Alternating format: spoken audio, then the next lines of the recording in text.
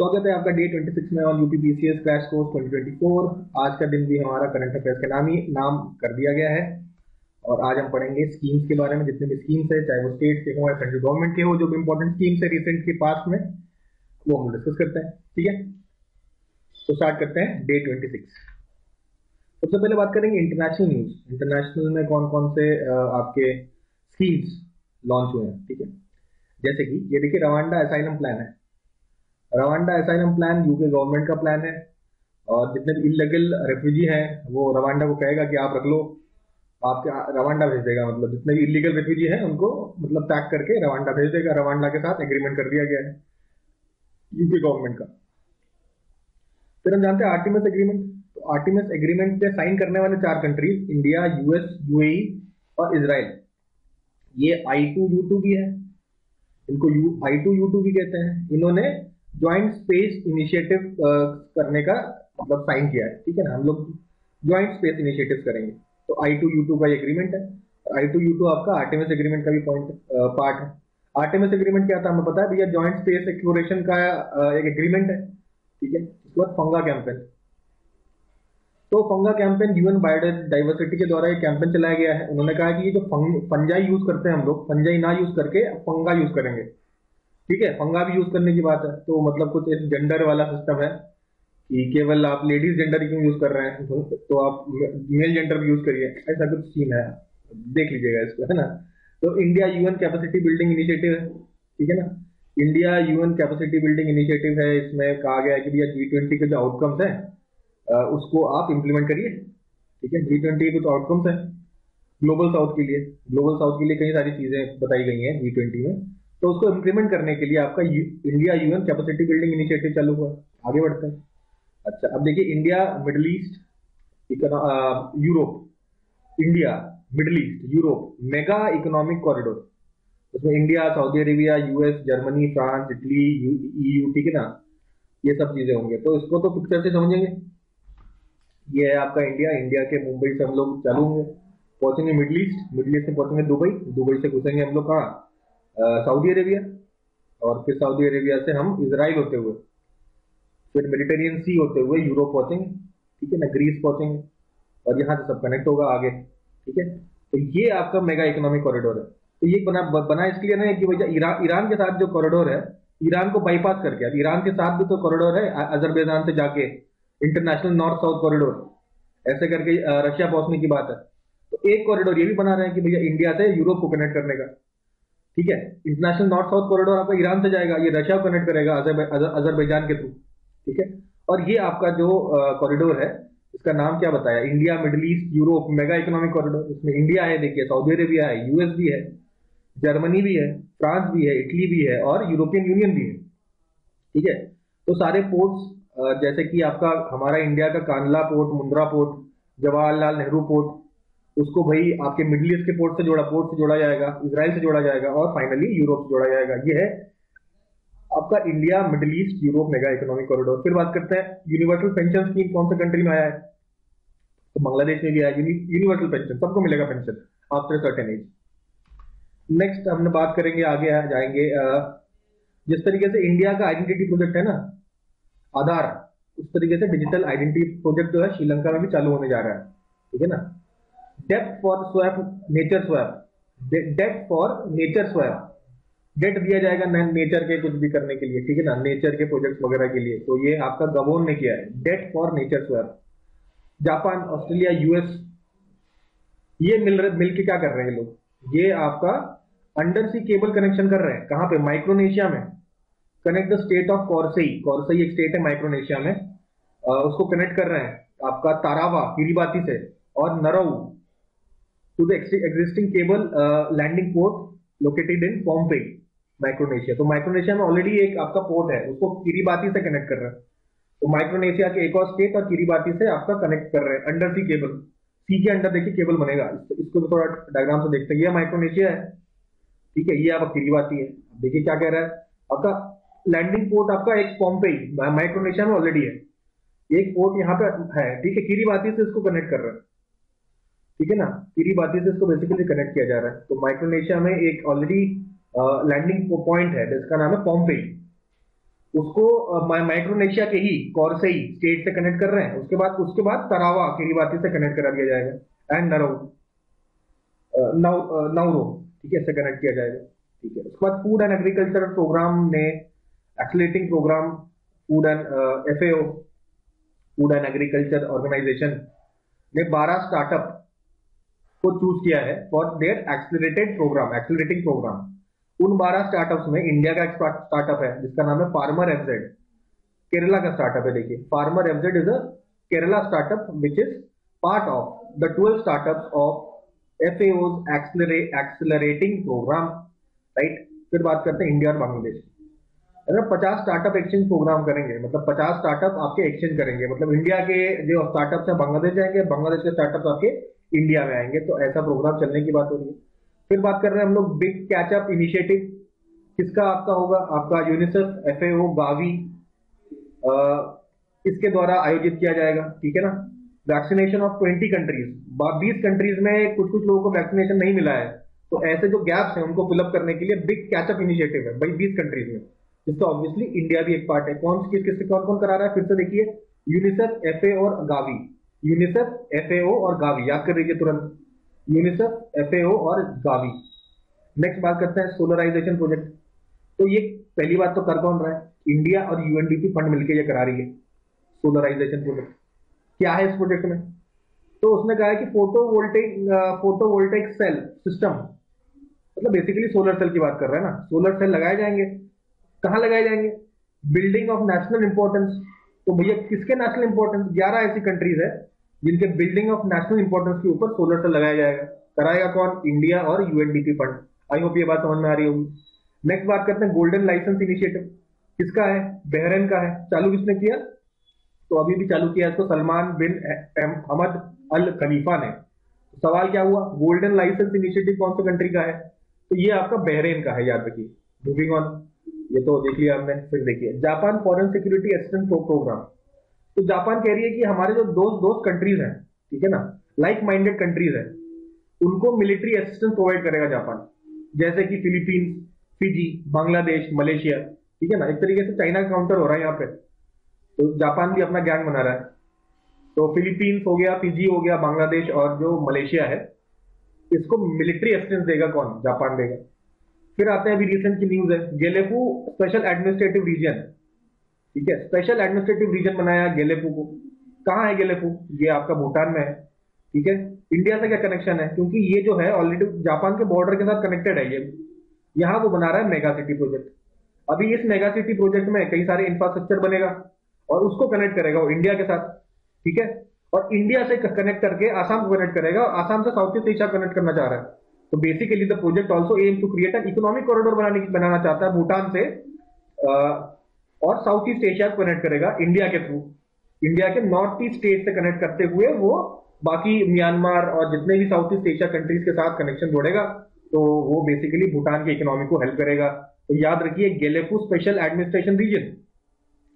तो 109th कह रहा हूं मैं, 116वां नेशनल डे मनाया जा रहा था भूटान का। उनके राजा का नाम है जिग्मे खेसार नामगेल वांगचुक। तो अपने जो एड्रेस में उन्होंने ये आपके गेलफू स्पेशल एडमिनिस्ट्रेशन रीजन की बात करी। अच्छा, अब भूटान में जाने के लिए 3 ही जगह है entry point. There are 3 entry points to Bhutan from India. एक तो गेलेफू ही है, इसके अलावा समद्रुप जोंगखार और आपका फुनस्टोलिंग, ठीक है, फुनस्टोलिंग, समद्रुप जोंगखार और ये गेलेफू है, जो कि there are 3 entry points into Bhutan from India. आगे बढ़ते हैं, हम लोग बात करते हैं मिनिस्ट्री ऑफ एग्रीकल्चर की। तो ये इंटरनेशनल हम लोगों ने खत्म कर लिया, इंटरनेशनल जितने भी आपके करंट अफेयर्स के थे स्कीम्स अलग अलग दूसरे कंट्रीज के, वो डिस्कस किया है। अब हम लोग स्कीम्स ऑफ डिफरेंट जितने भी हमारे मिनिस्ट्रीज हैं उसके सारे स्कीम्स को डिस्कस करने जा रहे हैं। शुरुआत करते हैं हम लोग ministry of agriculture, alphabetical order में चलेंगे। देखिए मिनिस्ट्री ऑफ एग्रीकल्चर की बात कर रहे हैं, बात करते हैं हम लोग पीएम किसान भाई। पीएम किसान भाई, पीएम किसान तो आपको पता ही है 6,000 रुपए दिए जा रहे हैं हर फार्मर को, लेकिन ये है आपका पीएम किसान भाई। इसमें बात करेंगे भंडारण इंसेंटिव की। जो भी किसान है उनको क्या होता है, जैसे मान लीजिए कुछ भी वेजिटेबल उन्होंने उगाया, वेजिटेबल को उन्हें तुरंत मार्केट में बेचना पड़ता है, और मार्केट में तुरंत बेचना पड़ता है। तो हो सकता है कुछ लोग प्राइस उनको अच्छा मिले, हो सकता है प्राइस खराब मिले, कुछ भी प्राइस मिले उनको तुरंत बेचना पड़ेगा, क्योंकि भंडारण की सुविधा उपलब्ध नहीं है। तो पीएम पीएम किसान भाई में ऐसा कहा गया है कि भैया 3 महीने तक आप भंडारण करा कर सकते हो, गवर्नमेंट अगर करेगी आपका भंडारण, तो ये भंडारण इंसेंटिव स्कीम आपका दिया जाएगा। और भंडारण कर दिया आपने, कर आपको मिल जाएगा कि रिसीट, फार्मर को एक बढ़िया रिसीट मिल गया। अब वो रिसीट किसी को बेच सकती है, किसी को भी बेच सकती है, तो ये रिसीट बेच के वो अपना पैसा ले ले, और आपका जो भंडारण का काम है वो गवर्नमेंट कर देगी आपके लिए। तो तुरंत बेचने वाला जो प्रॉब्लम है ना, ये सॉल्व हो जा रहा है, ठीक है ना। ये आपका इजीली आपका सॉल्व हो जा रहा है पीएम किसान का। तो पूरे कंट्री में हो गया क्या? नहीं, पूरे कंट्री में नहीं हुआ। इसमें कहा गया है कि मिनिमम 3 महीने का स्टोरेज प्रोवाइड होगा मिनिमम, और 7 स्टेट्स में अभी इसको लॉन्च किया गया है। उसमें कौन से इंपॉर्टेंट स्टेट्स है देखिए, बड़े स्टेट्स है सारे, एमपी है, राजस्थान है, महाराष्ट्र है, यूपी है, देखो 4 सबसे बड़े स्टेट्स हो गए। इसके अलावा आपका तमिलनाडु, आंध्र प्रदेश और असम, ठीक है। ये 7 जो आपके स्टेट्स हैं उनमें पीएम किसान भाई लॉन्च किया गया है। अब बात करते हैं मिनिस्ट्री ऑफ आयुष की। मिनिस्ट्री ऑफ आयुष में आपका ये नेशनल आयुर्वेदा डे मनाया गया था 10 दिसंबर को। 1 महीने का कैंपेन चला था। थीम इसका क्या था? Everyday Ayurveda for everyone. याद रखिए, एवरीडे आयुर्वेदा फॉर एवरीवन। आगे बढ़ते हैं। फिर आपके मिनिस्ट्री ऑफ कोल की, समझते हैं इस बात को, रिसेंट का न्यूज है। एक प्रोजेक्ट है मीराबाकी प्लांटेशन। उसमें क्या होता है? उसमें आपके हर स्क्वायर मीटर, हर स्क्वायर फीट में आपके प्लांट उगाए जाते हैं। अच्छा, प्लांट कैसे होते हैं? आपके इंडिजिनस स्पीशीज होती है, मतलब जिस एरिया की बात कर रहे हैं उसी एरिया की स्पेशल स्पीशीज होगी, ठीक है ना। हर एक एरिया का कुछ कुछ इंपॉर्टेंट प्लांट्स होते हैं जो उस एरिया में प्रॉपर ग्रो करते हैं। तो ऐसे प्लांट्स को, वो चाहे फूड बियरिंग प्लांट्स भी हो सकते हैं, ऑर्नामेंटल ट्रीज भी हो सकते हैं, ठीक है ना। तो ये लोकल कम्युनिटीज की हेल्प से आपका ये किया जाता है। उससे क्या होता है? वाइल्ड लाइफ बढ़ता है। अब भैया पेड़ बहुत आसानी से पैदा हो जाता है, और आसानी से पेड़ पैदा हो जाते हैं, और थोड़े समय में यहाँ पूरा जंगल लगने लगता है। और ये सारे पेड़ पौधों एक तो इंडिजिनस होते हैं, इंडिजिनस होने के साथ साथ काफी कम मेंटेनेंस मांगते हैं, और कुछ ही समय में ग्रो कर जाते हैं। तो ये एक तरीका निकाला था, जिसने निकाला था मीराबाकी प्लांटेशन का, मिस्टर अकीरा मीराबाकी ने। ये आपके जापानीज बॉटनिस्ट हुआ करते थे। तो इसी टेक्निक का इस्तेमाल किया है आपका एसईसीएल ने। क्या है एसईसीएल? एक प्राइवेट कंपनी है जिसका नाम है साउथ ईस्टर्न कोलफील्ड्स लिमिटेड, ठीक है ना। ये क्या कर रही है? माइनिंग कर रही है। कहाँ माइनिंग कर रही है? गेवरा माइंस। कहाँ है ये? छत्तीसगढ़ में है। और ये जो गेवरा माइंस है, इंडिया की सबसे बड़ी कोल माइन है। इंडिया की तो है ही, साथ में एशिया की सबसे बड़ी कोल माइन है, ठीक है। तो यहाँ पे आपका मीराबाकी प्लांटेशन किया जा रहा है, किया जाएगा, ऐसा मिनिस्ट्री ऑफ कोल ने कहा। भाई आपका इस प्रकार का प्लांटेशन करने से जहां देखा जाता है कि माइनिंग होता है, वहां आसपास के जो नेचुरल रिसोर्सेस है वो तो खत्म होते ही है, प्लांट खत्म होते हैं, पोल्यूशन ज्यादा होता है। तो ये सारी चीजें ना हो, इसके लिए आपका इस प्रकार से प्लांटेशन डेवलप किया जाएगा, फॉरेस्ट डेवलप किया जाएगा। इसी प्रकार से फायदा क्या होगा इससे? भाई वाइल्ड लाइफ बढ़ेगा, फायदा ये है। दूसरा, forest develop under this project would also play key role in absorbing the dust. काफी सारा डस्ट उड़ता है आसपास, अगर पेड़ पौधे होते हैं तो वो लोग वो क्या करते हैं? डस्ट को एब्जॉर्ब कर लेते हैं। तो वो डस्ट को एब्जॉर्ब किया जाएगा, तो लोकल जो भी पॉपुलेशन है उनको पोल्यूशन की प्रॉब्लम कम फेस करनी पड़ेगी। तो ये हमारा आपका Miyawaki plantation in Gevra mine Chhattisgarh, इसकी बात की हम लोगों ने। आगे बढ़ते हैं भाई, ministry of commerce and industry. Minister कौन है हमारे? पीयूष गोयल साहब। उन्होंने रिलीज किया फॉरेन ट्रेड का पॉलिसी, और उसमें बताया कि एम है हमारा फॉरेन ट्रेड $2 ट्रिलियन का हो जाना चाहिए बाई 2030 का एम रखा, $2 ट्रिलियन का foreign trade. Moving on, ministry of culture ने आपका नया स्कीम चालू किया, मेरा गांव मेरा धरोहर। उसमें इन्होंने कहा कि भैया 6.5 लाख विलेजेस को ये लोग मैप करेंगे कल्चरली, ठीक है ना। मतलब अलग अलग विलेज में क्या क्या कल्चरल खासियत है उन सबकी मैपिंग होगी पूरे इंडिया में। कितने? 6.5 लाख विलेजेस की। और ये स्कीम क्या है? मेरा गांव मेरी धरोहर। आगे बढ़ते हैं, मिनिस्ट्री ऑफ डिफेंस, इन्होंने स्टार्ट किया है प्रोजेक्ट उद्भव। उन्होंने कहा है कि इंडियनाइजेशन होगा, हमारा जो डिफेंस सेक्टर है उसमें इंडियन वेपन्स वगैरह का यूज होगा, हर चीज इंडियन यूज होने की बात है। और ऐसा क्यों? ऐसा इसलिए करा जा रहा है कि भाई डिफेंस का काम क्या है, कभी अगर मान लीजिए वॉर होता है तो वॉर क्या कहते हैं, उसमें मैन लगेगा। मैन तो हमारे हैं भैया जाबाज आर्मी नेवी वाले, आर्मी नेवी एयरफोर्स के, लेकिन मशीन भी तो लगेगा। तो जो इक्विपमेंट और मशीन यूज करेंगे वो अगर हम लोग फॉरेन से इंपोर्ट करें तो बेसिकली वॉर का रिजल्ट कौन कंट्रोल कर रहा है? भाई जिस कंट्री से इंपोर्ट कर रहा है। कल को यूएसए को ऐसा लगा कि भैया वॉर को अभी बंद हो जाना चाहिए, लेट अस से भगवान ना करे कभी वॉर हुआ इंडिया का किसी के साथ, और सप्लाई हो रही है वेपन्स की, क्या कहते हैं यूएसए के साथ, यूएसए कल को यूएसए ने कह दिया कि हम सप्लाई नहीं करेंगे, फिर क्या करोगे? तो वॉर बंद हो गया। तो हमारे वॉर का जो कब चालू होगा कब बंद होगा ये कोई दूसरा कंट्री डिसाइड नहीं कर सकता ना। तो ये तब तक पॉसिबल नहीं होगा जब तक क्या है इंडिया के पास अपने वेपन्स नहीं है। अभी एग्जांपल देख लीजिए, रशिया और यूक्रेन का अगर वॉर है, रशिया और यूक्रेन का वॉर हो रहा है, तो यूक्रेन कहाँ से ले रही है? हर दुनिया भर से आपका वेपन्स ले रही है। तो ये अगर चाहे, नेटो अगर चाहे कि अब वॉर बंद होना चाहिए, बहुत हो गया, मदद नहीं करेंगे यूक्रेन की, तो यूक्रेन क्या लड़ पाएगा अपने दम पे वॉर? तो अपने दम पे वॉर लड़ने और जीतने के लिए जरूरी है कि हमारा जो वेपन सिस्टम है वो सारा इंडिया खुद मैन्युफैक्चर करे, कहीं बाहर से ना आए। तो ये है हमारा प्रोजेक्ट उद्भव, विच प्रमोट इंडियनाइजेशन। वेपन सारे इंडिया इंडिया में बनाइए आप। फिर बात करते हैं मिनिस्ट्री ऑफ अर्थ साइंसेस की। तो मिनिस्ट्री ऑफ अर्थ साइंसेस ने एक ज्वाइंट ओशन एक्सपीडिशन किया है। शब्द दिख रहा है यहाँ पे ज्वाइंट, अगर ज्वाइंट शब्द दिख रहा है तो इसका मतलब इंडिया के साथ दूसरे कंट्रीज भी होंगे, तो बिल्कुल है। इंडिया के साथ आपका बांग्लादेश भी है, आपका मालदीव्स भी है, पुरानी खबर है ये। बांग्लादेश है, मालदीव्स है और कोलंबो सिक्योरिटी फोर्सेस है, ठीक है। ये लोग, और इंडिया का क्या है, इनक्वाइस इसी ने कंडक्ट करा है, Indian national services for ocean information services. तो इन्होंने कहा कि हम लोग अब लोग ओशन एक्सपीडिशन करेंगे, तो सारे लोग मिल गए भैया, श्रीलंका वाले आ गए, मालदीव्स वाले आ गए, बांग्लादेश वाले आ गए, और इंडिया वाले तो थे ही। तो इंडिया वाले ने, आइए हमारी गाड़ी तो तैयार है। गाड़ी का क्या नाम है? वेसल सागर निधि। सागर निधि में बैठ के चलते हैं और ओशन को एक्सप्लोर कर रहे हैं। तो ये हो रहा है आपका मिनिस्ट्री ऑफ अर्थ साइंसेज। अब दूसरा न्यूज देख लीजिए, यूनियन मिनिस्ट्री ऑफ जो अर्थ साइंसेस है, उन्होंने सबसे पहला विंटर साइंटिफिक एक्सपीडिशन भेजा हिमाद्री, ठीक है। एक्सपीडिशन भेजा, साइंटिफिक एक्सपीडिशन होगा तो वो साइंटिस्ट लोग जाएंगे, ठीक है। तो कहां कहां के साइंटिस्ट जा रहे हैं भाई? एक तो आपका NCPOR, national centre for polar and ocean research वाले, आईआईटी मंडी वालों को साथ ले लिया कि आप भी आओ। इसके अलावा इंस्टीट्यूट ऑफ ट्रॉपिकल मेट्रोलॉजी भी चले गए, और रमन रिसर्च इंस्टीट्यूट वाले भी पहुंच गए एक्सपीडिशन करने के लिए। कहां पहुंचे? हिमाद्री पहुंचे। हिमाद्री क्या है? Nations Arctic research station, country का जो आर्टिक में रिसर्च सेंटर है, ठीक है, विच सिचुएटेड एट एट नाई एलिसंड, कुछ नाम होगा, प्रोनाउंसिएशन पता नहीं। ये आपका नॉर्वेजियन आर्किपिलागो सेवलबार्ड, आर्टिक में एक आपका आइलैंड ग्रुप है जिसका नाम है सेवलबार्ड, यहाँ पे सिचुएटेड है हिमाद्री।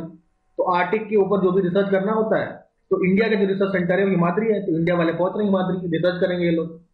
आई होप बात समझ में आई होगी, आसान न्यूज था ये। आगे बढ़ते हैं, तो मिनिस्ट्री ऑफ एजुकेशन और स्किल डेवलपमेंट के न्यूज पे आ जाते हैं। Ministry of education, skill development and entrepreneurship, इसमें आता है आपका उम्मीद, ठीक है। उम्मीद का फुल फॉर्म देख लीजिए, ठीक है। ये है understand, motivate, manage, empathise, empower and develop. और ये किसको अंडरस्टैंड करना है, किसको मोटिवेट करना है, किसको मैनेज करना है, किसको एम्पथाइज करना है, किसको एम्पावर करना है? तो स्कूल के बच्चों को। किस लिए करना है? ताकि वो सुइसाइड ना करें। सुइसाइड से बचने के लिए हमारा ये उम्मीद आपका प्रोजेक्ट है। नेक्स्ट आपका skill on wheels. Skill on wheels कुछ नहीं है, एक गाड़ी थी, ऐसे करके बस टाइप की थी, उसको बोल दिया उन्होंने स्किल ऑन व्हील्स। तो अभी इसमें कौन इन्वॉल्व है? नेशनल स्किल डेवलपमेंट काउंसिल के साथ इंडसइंड बैंक भी है।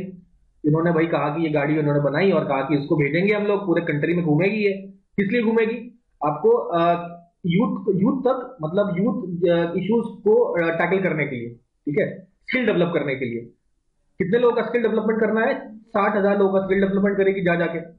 तो ये जो स्किल ऑन व्हील्स है, ये आपका इनॉग्रेट किया था ओम बिरला जी ने और धर्मेंद्र प्रधान जी ने, जो मिनिस्टर ऑफ एजुकेशन है। तो ये है हमारे स्किल ऑन व्हील्स। नेक्स्ट बात करते हैं first agri SEZ project. First agriculture SEZ project launch किया गया। तो ये एग्रीकल्चर एसईजेड प्रोजेक्ट में 30 आपके जो फैकल्टी हैं, 20 स्टूडेंट है, 50 लोग करीब, कहाँ के? गजपति एस्पायरेशन डिस्ट्रिक्ट है, वहां के जाते हैं गबोन में, और एग्रीकल्चर के बारे में कुछ कुछ सीखेंगे, ठीक है। तो ये एक है फर्स्ट एग्री एसईजेड प्रोजेक्ट। कहाँ जा रहे हैं? गबोन।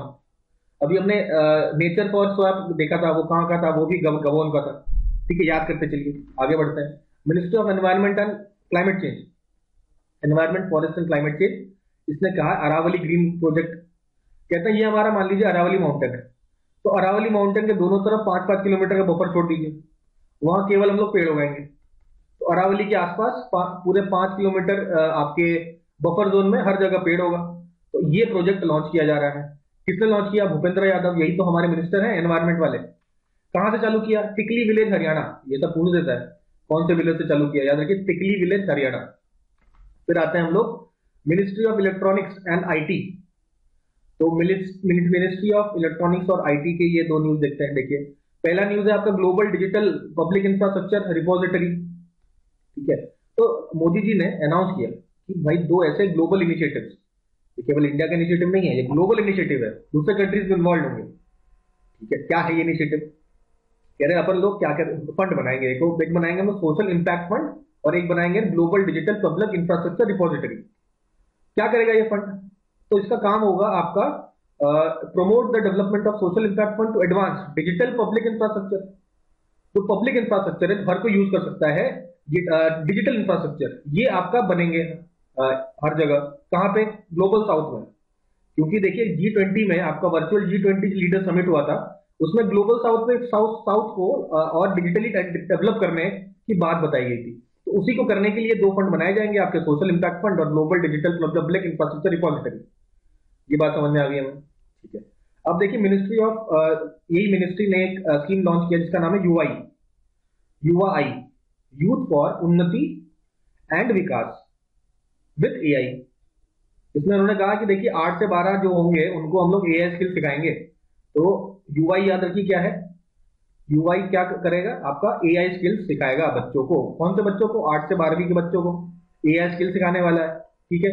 और ये तो हमें पता ही है कि भैया कौन सा मिनिस्ट्री है, तो आपका ministry of electronics and IT हो गया। आई होप ये बात क्लियर हुई। आगे बढ़ते हैं, मिनिस्ट्री ऑफ फाइनेंस। तो मिनिस्ट्री ऑफ फाइनेंस के ये तो क्वेश्चन फेवरेट है, विवाद से विश्वास और विवाद से विश्वास 2। विवाद से विश्वास में रिलीफ दी गई है एमएसएमई को, और विवाद से विश्वास 2 में settlement of pending contractual dispute, जो आपके कॉन्ट्रैक्चुअल डिस्प्यूट जो पेंडिंग रह गए हैं उसका सेटलमेंट करना। उसके बाद महिला बचत सम्मान योजना, इसमें इन्होंने कहा है कि वुमेन को आप जो जमा करेंगे, एक सेविंग्स अकाउंट खोलेंगे तो 7.5% इंटरेस्ट दिया जाएगा इनको।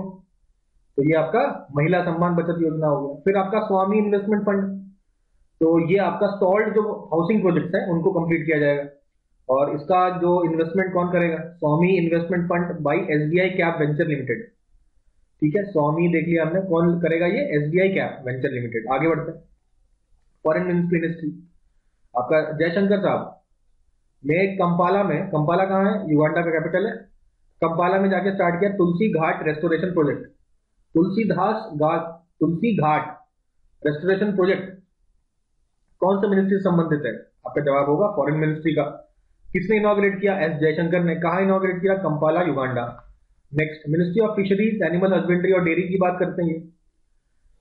उसके इसमें पहला आता है आपका मत्स्य संपदा जागृति अभियान। अच्छा, ये जागृति अभियान क्या है? अरे मत्स्य संपदा 3 साल से चल रहा है, तो 3 साल खत्म होने की खुशी में ये अभियान चालू किया गया है। मत्स्य संपदा के बारे में और लोगों को बताया जाएगा। किसने चालू किया? भाई जो मिनिस्टर होंगे पुरुषोत्तम रूपाला, उन्होंने चालू किया। कहाँ चालू किया? इंदौर में चालू किया। कौन इसको किसने ऑर्गेनाइज किया? तो NIPHT, national institute of post harvest technology और ट्रेनिंग। इस सारे सवालों का जवाब आपको मिल गया। भाई मिनिस्टर का नाम, किसने ऑर्गेनाइज किया, कौन से मिनिस्ट्री का है, क्या है, ये सब क्लियर हो गया बात। नेक्स्ट बात करते हैं सागर परिक्रमा योजना। भैया सागर परिक्रमा योजना चल रही है, उसका फेज 5 गेटवे ऑफ इंडिया में गेटवे ऑफ इंडिया से चालू हुआ। फेज 1 कहां से चालू हुआ था? गुजरात से चालू हुआ था। तो गुजरात से गेटवे ऑफ इंडिया तक पहुंचा है, अभी और आगे पहुंच गया होगा, ठीक है। अब यहाँ से चालू हुआ आपका मांडवी गुजरात से, तो धीरे धीरे करके आप ये आपका गेटवे ऑफ इंडिया से 5th फेज चालू हुआ। ऐसे करके मतलब सारा कवर करेगा इंडिया, सागर परिक्रमा योजना। फिर animal epidemic preparedness initiative AHSSOH, animal health system support for one health project with world bank, ठीक है ना। सेंट्रल सेक्टर स्कीम ये है, ठीक है ना। तो नेशनल एपिडेमिक प्रिपेयर्डनेस इनिशिएटिव भी आपका इस मिनिस्ट्री का है, तो समझ में आ गया। देखिए बिल्कुल शॉर्ट में हम लोग कंप्लीट कर रहे हैं, ठीक है ना। बहुत ज्यादा इसमें डिटेल में जाने की जरूरत नहीं है। आपको अगर डिटेल में जानना है तो इसी को गूगल सर्च कर लीजिए, पता चल जाएगा। लेकिन अभी हम लोग प्रीलिम्स का तैयारी कर रहे हैं, तो प्रीलिम्स में इतना डिटेल में जाने की जरूरत नहीं है। तो प्रीलिम्स के लिए जो इंपॉर्टेंट चीज है वही केवल हम लोग डिस्कस कर रहे हैं, ठीक है ना। आगे मूव ऑन करते हैं हम लोग। तो कोई भी अगर आपको समस्या हो रही है, जैसे आप क्लास में पढ़ रहे हैं, आपको नहीं कुछ बात समझ में आ रही है, तो उसको आप गूगल सर्च करके पता कर लें, लेकिन आपको पता चल गया कि ये इंपॉर्टेंट है, ठीक है। आई होप बात समझ में आ रही होगी। फिर आगे बढ़ते हैं हम लोग। Ministry of health and family welfare में हम लोग बात करते हैं आयुष आरोग्य मंदिर, आयुष आरोग्य मंदिर, ठीक है। तो ये देखते ही आप मिनिस्ट्री ऑफ आयुष मत मार दीजिएगा, ये ministry of health and family welfare है, ठीक है। आयुष आरोग्य मंदिर, तो बेसिकली पहले इनका नाम हुआ करता था आयुष वेलनेस सेंटर, सुना ही हमने। आयुष वेलनेस सेंटर का नाम बदल के आम कर दिया जाएगा, आयुष आरोग्य मंदिर, ठीक है। और उसका टैगलाइन होगा आरोग्यम परमम धनम। सही बात है, आरोग्यम परमम धनम, हेल्थ इज वेल्थ बेसिकली, है ना। तो कह रहे हैं आरोग्यम परमम धनम इज द टैगलाइन, और इसका नाम बदल के हो गया आम, ठीक है ना, आयुष आरोग्य मंदिर।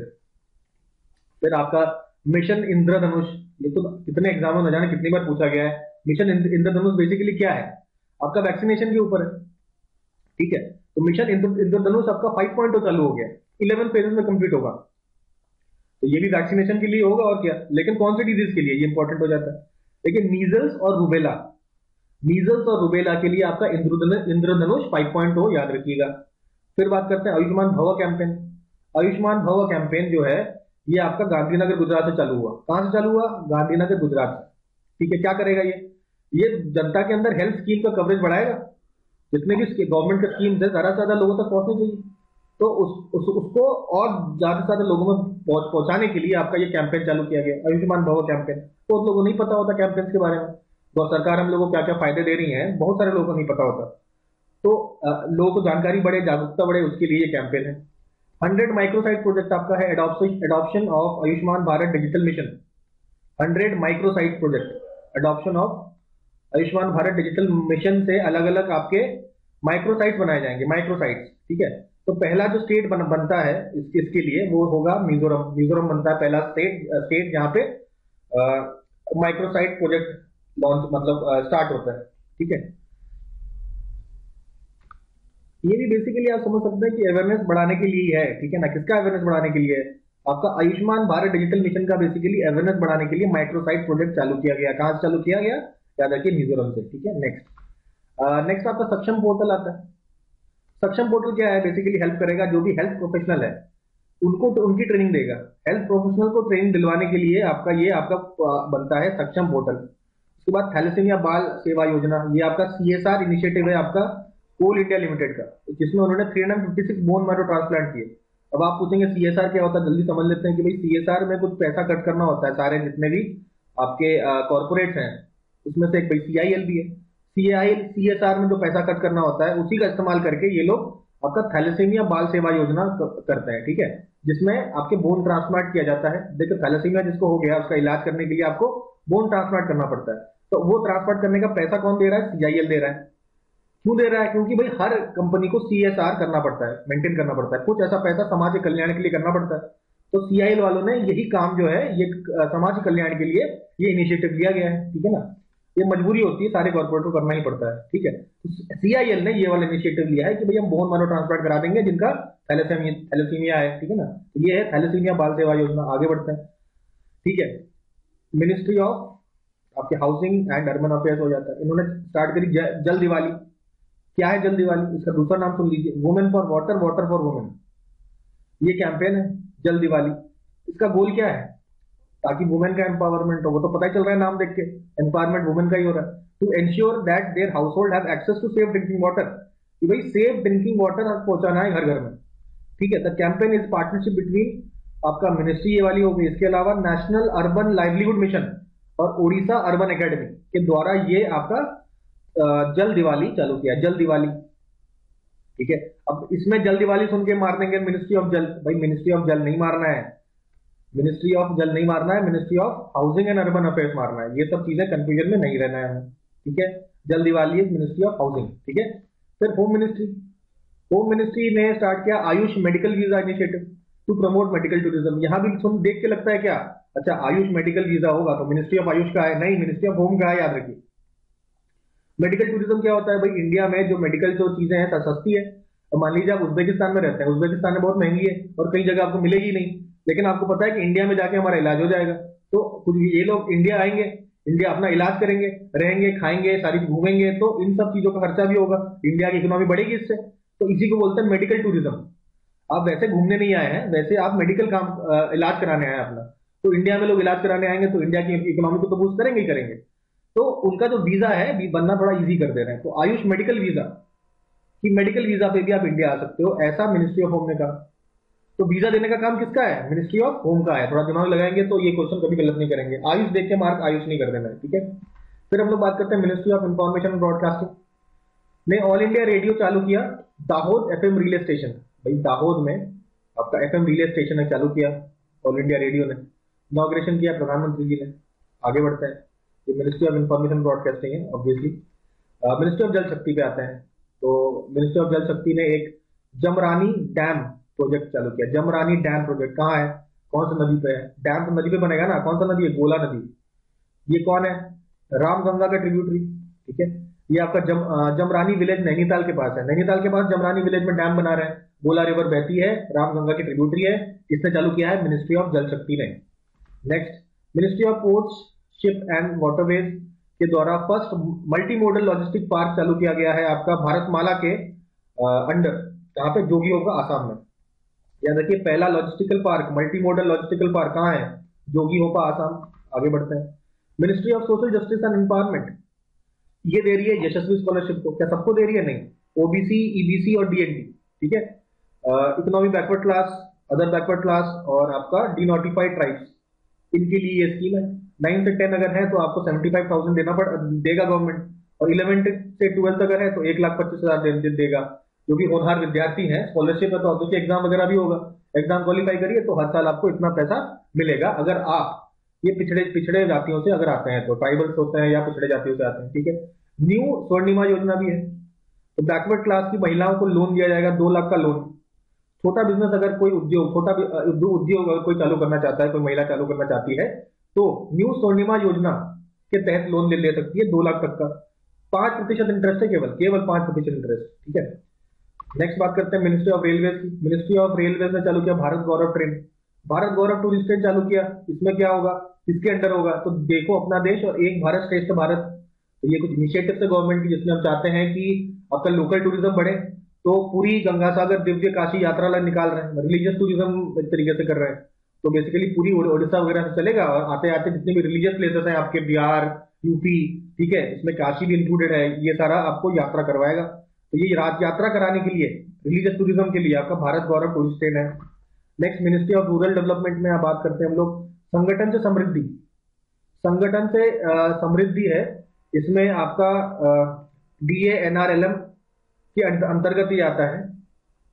ये DANRLM क्या है? दीनदयाल अंत्योदय योजना, नेशनल रूरल लाइवलीहुड मिशन।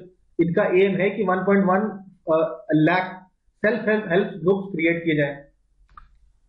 देखिए, फिर आते हैं हम लोग ministry of science and technology के कैनिबाइस मेडिसिन प्रोजेक्ट भांग रिसर्च, CSIR IIM जम्मू। तो CSIR का IIM जम्मू में ये लोग कह रहे हैं भांग पर रिसर्च करेंगे। नाम दिया इनका cannabis medicine project, ministry of science and technology के अंडर आएगा। फिर मिनिस्ट्री ऑफ ट्राइबल अफेयर्स की बात करते हैं, तो यहाँ पे एक मिशन लॉन्च हुआ है, PVTG डेवलपमेंट मिशन। ये PVTG क्या है? देखिए, पर्टिकुलरली वल्नरेबल ट्राइबल ग्रुप, मतलब PVTG, ठीक है। अब इन 5 सवालों का जवाब देते हैं और समझते हैं। भाई, PVTG किनको बोला जाता है? जिनके डेवलपमेंट की बात कर रहे हैं। तो पहली बात तो ये है कि वो लोग जो पूरी तरीके से एग्रीकल्चर पर डिपेंडेंट हो। एग्रीकल्चर वो भी प्रिमिटिव, मॉडर्न एग्रीकल्चर नहीं, प्रिमिटिव, पुराने जमाने का एग्रीकल्चर टेक्निक यूज करते हो, उनको कहेंगे हम लोग PVTG। इसके अलावा उनकी पॉपुलेशन तेजी से घट रही हो, यानी कि घट रही है मतलब उनको प्रोटेक्ट करने की जरूरत है। लिटरेसी बहुत ज्यादा कम है, और सबसिस्टेंस एग्रीकल्चर है, मतलब एग्रीकल्चर कमर्शियल नहीं कि एग्रीकल्चर करके किसी को बेच रहे हैं और पैसा कमा रहे हैं। भाई, उतना ही एग्रीकल्चर करना जितना खुद के खाने के लिए आवश्यक है। तो इस प्रकार के जो ट्राइबल ग्रुप्स हैं उनको बोल दिया जाता है PVTG, उन्हीं के डेवलपमेंट का मिशन, ठीक है ना। कि कब चालू हुआ? 15 नवंबर को 3rd tribal pride day celebrate हुआ आपका 15 नवंबर को। खुंटी डिस्ट्रिक्ट झारखंड से चालू किया गया ये मिनिस्ट्री ऑफ ट्राइबल अफेयर्स के द्वारा। कुछ इंपॉर्टेंट पॉइंट्स, जैसे सबसे ज्यादा आपका PVTG कहां पर है? तो that is in Odisha. Odisha में सबसे ज्यादा PVTG है। टोटल कितने PVTG पाए जाते हैं? 75, मैक्सिमम ओडिशा में है, सेकंड लार्जेस्ट आपका आंध्र प्रदेश में है। तो ये बात हो गई हमारी पर्टिकुलरली वल्नरेबल ट्राइबल ग्रुप के बारे में। नेक्स्ट बात करेंगे ministry of women and child development. Project का नाम क्या है? आश्वसनिधि प्रोजेक्ट। आश्वसनिधि प्रोजेक्ट जो है केरला गवर्नमेंट का प्रोजेक्ट है। वैसे तो केरला गवर्नमेंट का इनिशिएटिव है, ठीक है।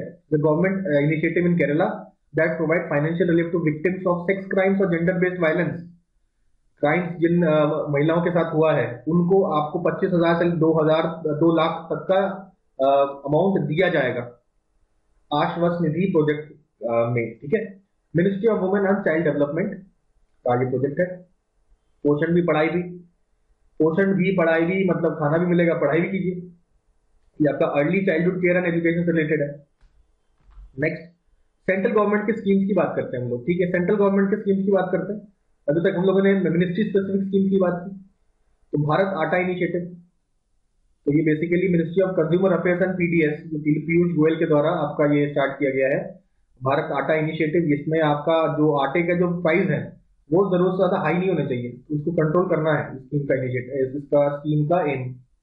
फिर मेरा युवा भारत, माई यूथ इंडिया माई भारत, ये अंग्रेजी में नाम हो गया, कैबिनेट के द्वारा ये अप्रूव किया गया है। इसमें आपको 15 से 15 से 29 साल के लोगों के लिए ये है मेरा युवा भारत। उसके बाद प्रधानमंत्री ई बस सर्विस, उसमें कहा गया ई बसेस होंगे कितने, 10,000 इलेक्ट्रिक बसेस स्टार्ट किए जाएंगे। ड्रोन की उड़ान, 77th इंडिपेंडेंस डे में आपके हमारे प्रधानमंत्री ने कहा है कि ड्रोन्स दिए जाएंगे आपके वुमेन जो SHG हैं, self help group, 15,000 women self help group को आपको ड्रोन कह रहा हूँ, ड्रोन दिया जाएगा एग्रीकल्चर करने के लिए, ठीक है। तो ये हो गया आपका ड्रोन की उड़ान की, ठीक है। और रीडेवलपमेंट किया जाएगा आपका 500 रेलवे स्टेशन में, जिनमें से यूपी में 55 है, तो ये रीडेवलपमेंट प्लान हो गया। इसके बाद रिवर रीजुविनेशन प्रोजेक्ट, कौन सा रिवर, आपका देवी का रिवर है जम्मू कश्मीर में, उसको क्या कहते हैं, ठीक किया जाएगा, बेटर किया जाएगा, सुंदर वन बनाया जाएगा, पोल्यूशन कम किया जाएगा, ये सब बात हो रही है, ठीक है। इसके बाद पीएम प्रणाम, ये तो काफी इंपॉर्टेंट भी है, 4 मार्क लगा सकते हो आप। तो ये आपका है सल्फर कोटेड यूरिया के लिए, ठीक है। Cabinet committee on economic affairs, ठीक है, cabinet committee on economic affairs द्वारा ये आपका पीएम प्रणाम चालू किया गया है। फिर national mission to eradicate sickle cell anaemia, तो सिकल सेल एनीमिया एक डिजीज है, उसको खत्म करना चाह रहा है, तो प्राइम मिनिस्टर ऑफिस ने कहा कि इसको खत्म करना है हमको, उसके लिए मिशन चालू किया। कहां से चालू किया, शहडोल एमपी, शहडोल एमपी से चालू किया। नारी अदालत चालू किया जा रहा है, पूछेगा आपका नारी अदालत कौन से स्टेट में चालू किया गया है, तो असम और जम्मू कश्मीर, याद रखिए असम और जम्मू कश्मीर में नारी अदालत चालू हुआ है। उसके बाद इंडिया ने अप्रूव किया सबसे बड़ा स्टोरेज स्कीम। अब फूड स्टोरेज बहुत बड़ा इशू है, क्योंकि भाई फूड आप हमारा लेते तो है, लेकिन आपका स्टोरेज नहीं करने का अगर जगह नहीं मिलता तो काफी बर्बाद होता है, ठीक है। फार्मर को जल्दी बेचना पड़ता है, ठीक है। तो उसके लिए सबसे बड़ा फूड स्टोरेज स्कीम चालू किया गया है, इन और कोऑपरेटिव सेक्टर द्वारा चलाया जाएगा। 1,00,000 करोड़ का इन्वेस्टमेंट करेगी सरकार, और 1,450 लाख टन से 2,150 लाख टन तक का आपका भंडारण क्षमता बढ़ाया जाएगा। तो ये हुआ बात, ठीक है। फूड सिक्योरिटी के लिए बहुत बड़ा स्टेप है ये। इसके अलावा सिटीज 2.0 मिशन, सिटीज 2.0 मिशन आपका ministry of housing and urban affairs है। उसके बाद कुछ फॉरेन आपके आपके इंस्टीट्यूशंस भी इसमें इन्वॉल्व है, चाहे AFD, KFW, EU और NIUA। तो ये सारे जो आपके कुछ इंस्टीट्यूशंस है, ये आपका मिनिस्ट्री ऑफ हाउसिंग के साथ मिलकर सिटीज 2.0 से चालू कर रही है।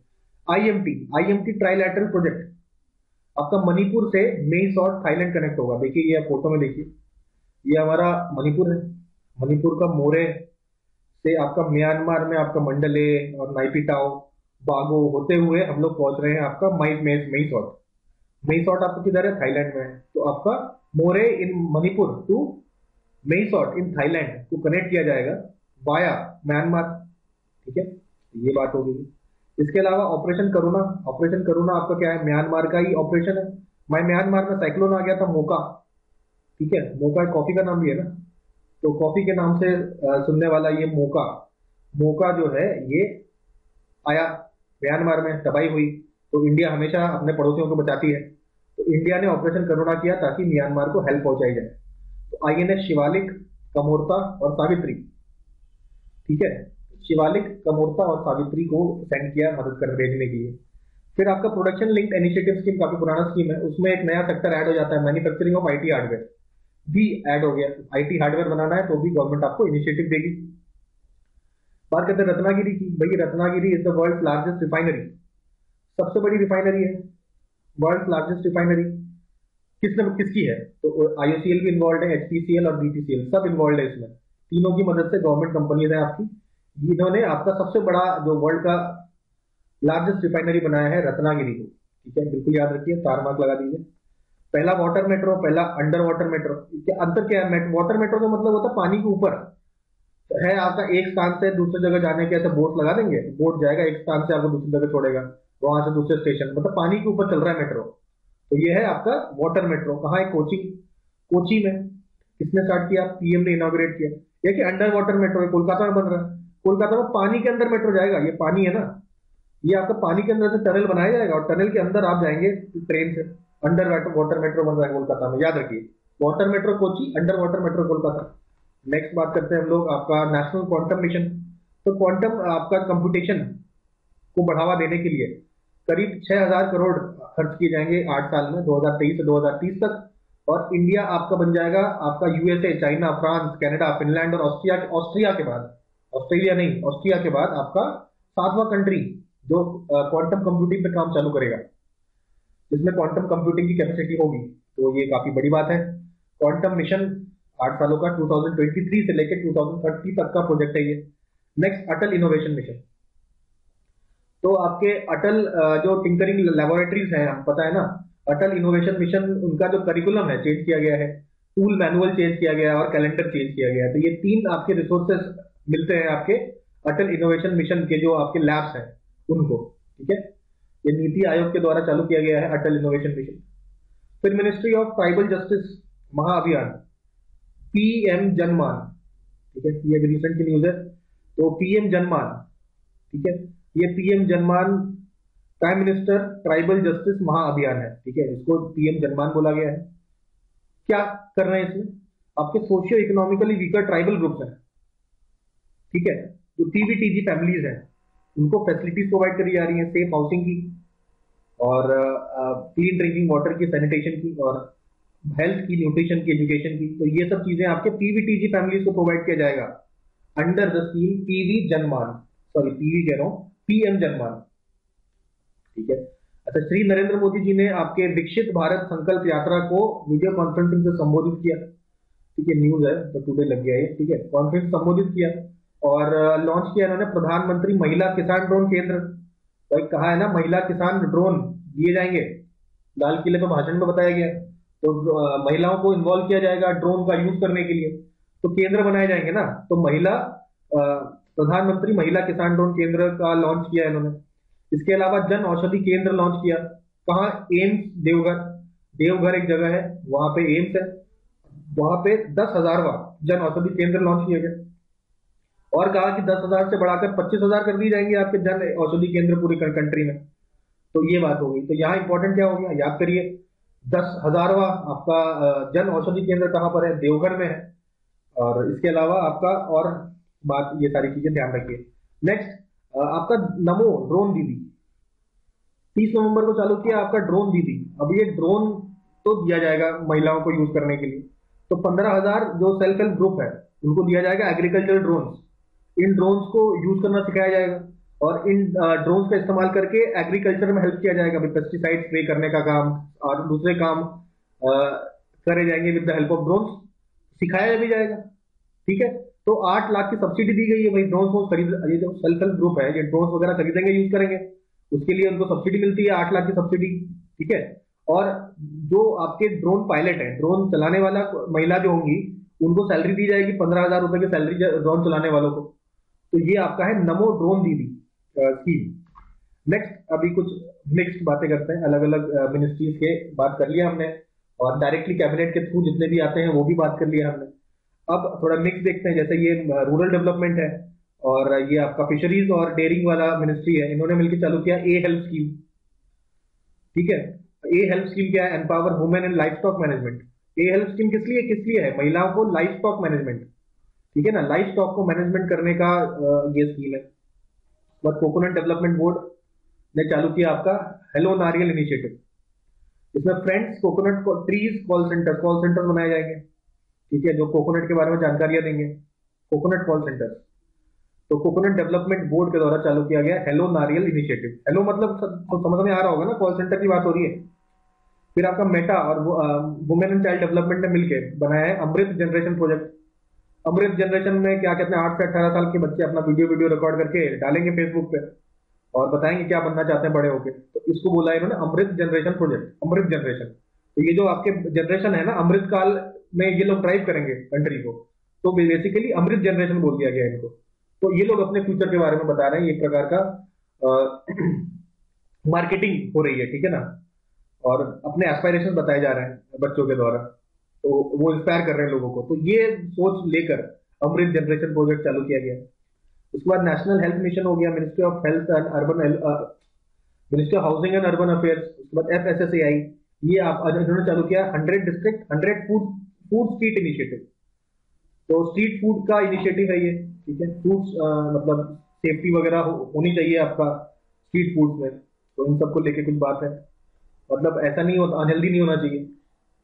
तो ये हाउसिंग एंड अर्बन अफेयर्स का और FSSAI और NHM के द्वारा ये चालू किया गया है। उसके बाद ministry of fisheries, animal husbandry और डेयरिंग और ministry of health and farmers welfare, health and family welfare ने चालू किया है नेशनल रेबीज कंट्रोल प्रोग्राम। कहा गया रेबीज को किस साल तक रिमूव करना है, किस साल तक रिमूव करना है रेबीज को, आपका 2030 तक, ठीक है ना। नेक्स्ट आपकी कुछ और मिसलेनियस न्यूज के बारे में बात करते हैं, जैसे कि आपका NTPC ने बनाया रूफटॉप सोलर प्रोजेक्ट। तो ये NTPC ने चालू किया है फर्स्ट आपका solar project, solar power project rooftop. किसने चालू किया? NTPC के विद्युत व्यापार निगम लिमिटेड ने ऐसे सोलर पावर प्रोजेक्ट चालू किया गया है इनके द्वारा। तो ये कहां पे लगाया गया है, ठीक है ना, ये मिस हो गया था, इसको ऐड कर देते हैं। तो IIT जोधपुर राजस्थान में सबसे पहला रूफटॉप सोलर पावर प्रोजेक्ट चालू किया गया है बाय NTPC विद्युत व्यापार निगम लिमिटेड। फिर आपसे पूछेगा प्रोजेक्ट कुबेर क्या है, तो प्रोजेक्ट कुबेर जो है SBI के द्वारा चालू किया गया है। कहां पे? बेंगलुरु में, प्रोजेक्ट कुबेर। उसके बाद विज्ञान विदुषी स्कीम कहां चालू किया गया है, किसके द्वारा चालू किया गया है? तो वो जो जितनी भी गर्ल स्टूडेंट्स हैं जो MSc परस्यू कर रही हैं, MSc कर रही हैं, उनको ज्वाइन किया गया है Vigyan Vidushi scheme by TIFR, Tata Institute of Fundamental Research. तो TIFR का ये स्कीम है विज्ञान विदुषी स्कीम, किसके लिए? वो छात्राएं जो MSc कर रही हैं। उसके बाद झूले लद्दाख, ये किसका स्कीम है? ये इंडियन नेवी का स्कीम है। तो जितने भी गवर्नमेंट सर्विसेज के बारे में अवेयर कराना है लद्दाख के लोगों को, तो ये है झूले लद्दाख। स्टार्ट प्रोग्राम किसका है? स्टार्ट प्रोग्राम आपका इसरो का है। एंट्री लेवल ट्रेनिंग प्रोग्राम दिया जाएगा, जो भी ग्रेजुएशन और पोस्ट ग्रेजुएट स्टूडेंट्स हैं उनको स्टार्ट प्रोग्राम में बताया जाएगा भाई स्पेस टेक्नोलॉजी के बारे में और उसके फ्यूचर के बारे में। तो ये किसका है? ये आपका इसरो का है, ठीक है। तो ये तो सारे हम लोग सेंट्रल गवर्नमेंट के स्कीम्स के बारे में पढ़ लिया। अब बात करते हैं हम लोग स्टेट गवर्नमेंट कुछ स्पेशल स्कीम्स है, उनके बारे में अलग अलग स्टेट का देखेंगे हम लोग। स्टेट गवर्नमेंट स्कीम्स, ठीक है। स्टार्ट करते हैं विद आसाम, अल्फाबेटिक ऑर्डर में। आसाम ने चालू किया है आपका गज कोठा कैंपेन। गज कोठा कैंपेन क्या है? गज कोठा, ठीक है, ये आपका गवर्नमेंट ऑफ आसाम ने चालू किया है human elephant conflict. Human elephant conflict के ऊपर भाई एलिफेंट आपके ह्यूमन एरियाज में आ जाते हैं और खेती वेती इधर उधर कर देते हैं, ठीक है ना, और सेफ्टी पर्पज से भी ठीक नहीं है। तो एलिफेंट अपनी जगह सुरक्षित रहे, हम भी अपनी जगह सुरक्षित रहे, तो उसको करने के लिए आपका गजह कोटा कैंपेन, लोगों को जागरूक करा जा रहा है इसमें आपके एलिफेंट के बारे में। ये आसाम का। फिर आते हैं गुजरात में। गुजरात में स्वच्छता ट्रेन इनिशिएटिव है। फिर कोई ट्रेन नहीं है इसमें, मतलब रेलवे का कुछ नहीं है, ये स्वच्छता का ट्रेन बनाया जाएगा, ठीक है।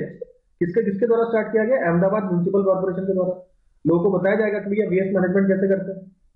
फिर आपका अंत्योदय श्रमिक सुरक्षा योजना है, अंत्योदय श्रमिक सुरक्षा योजना।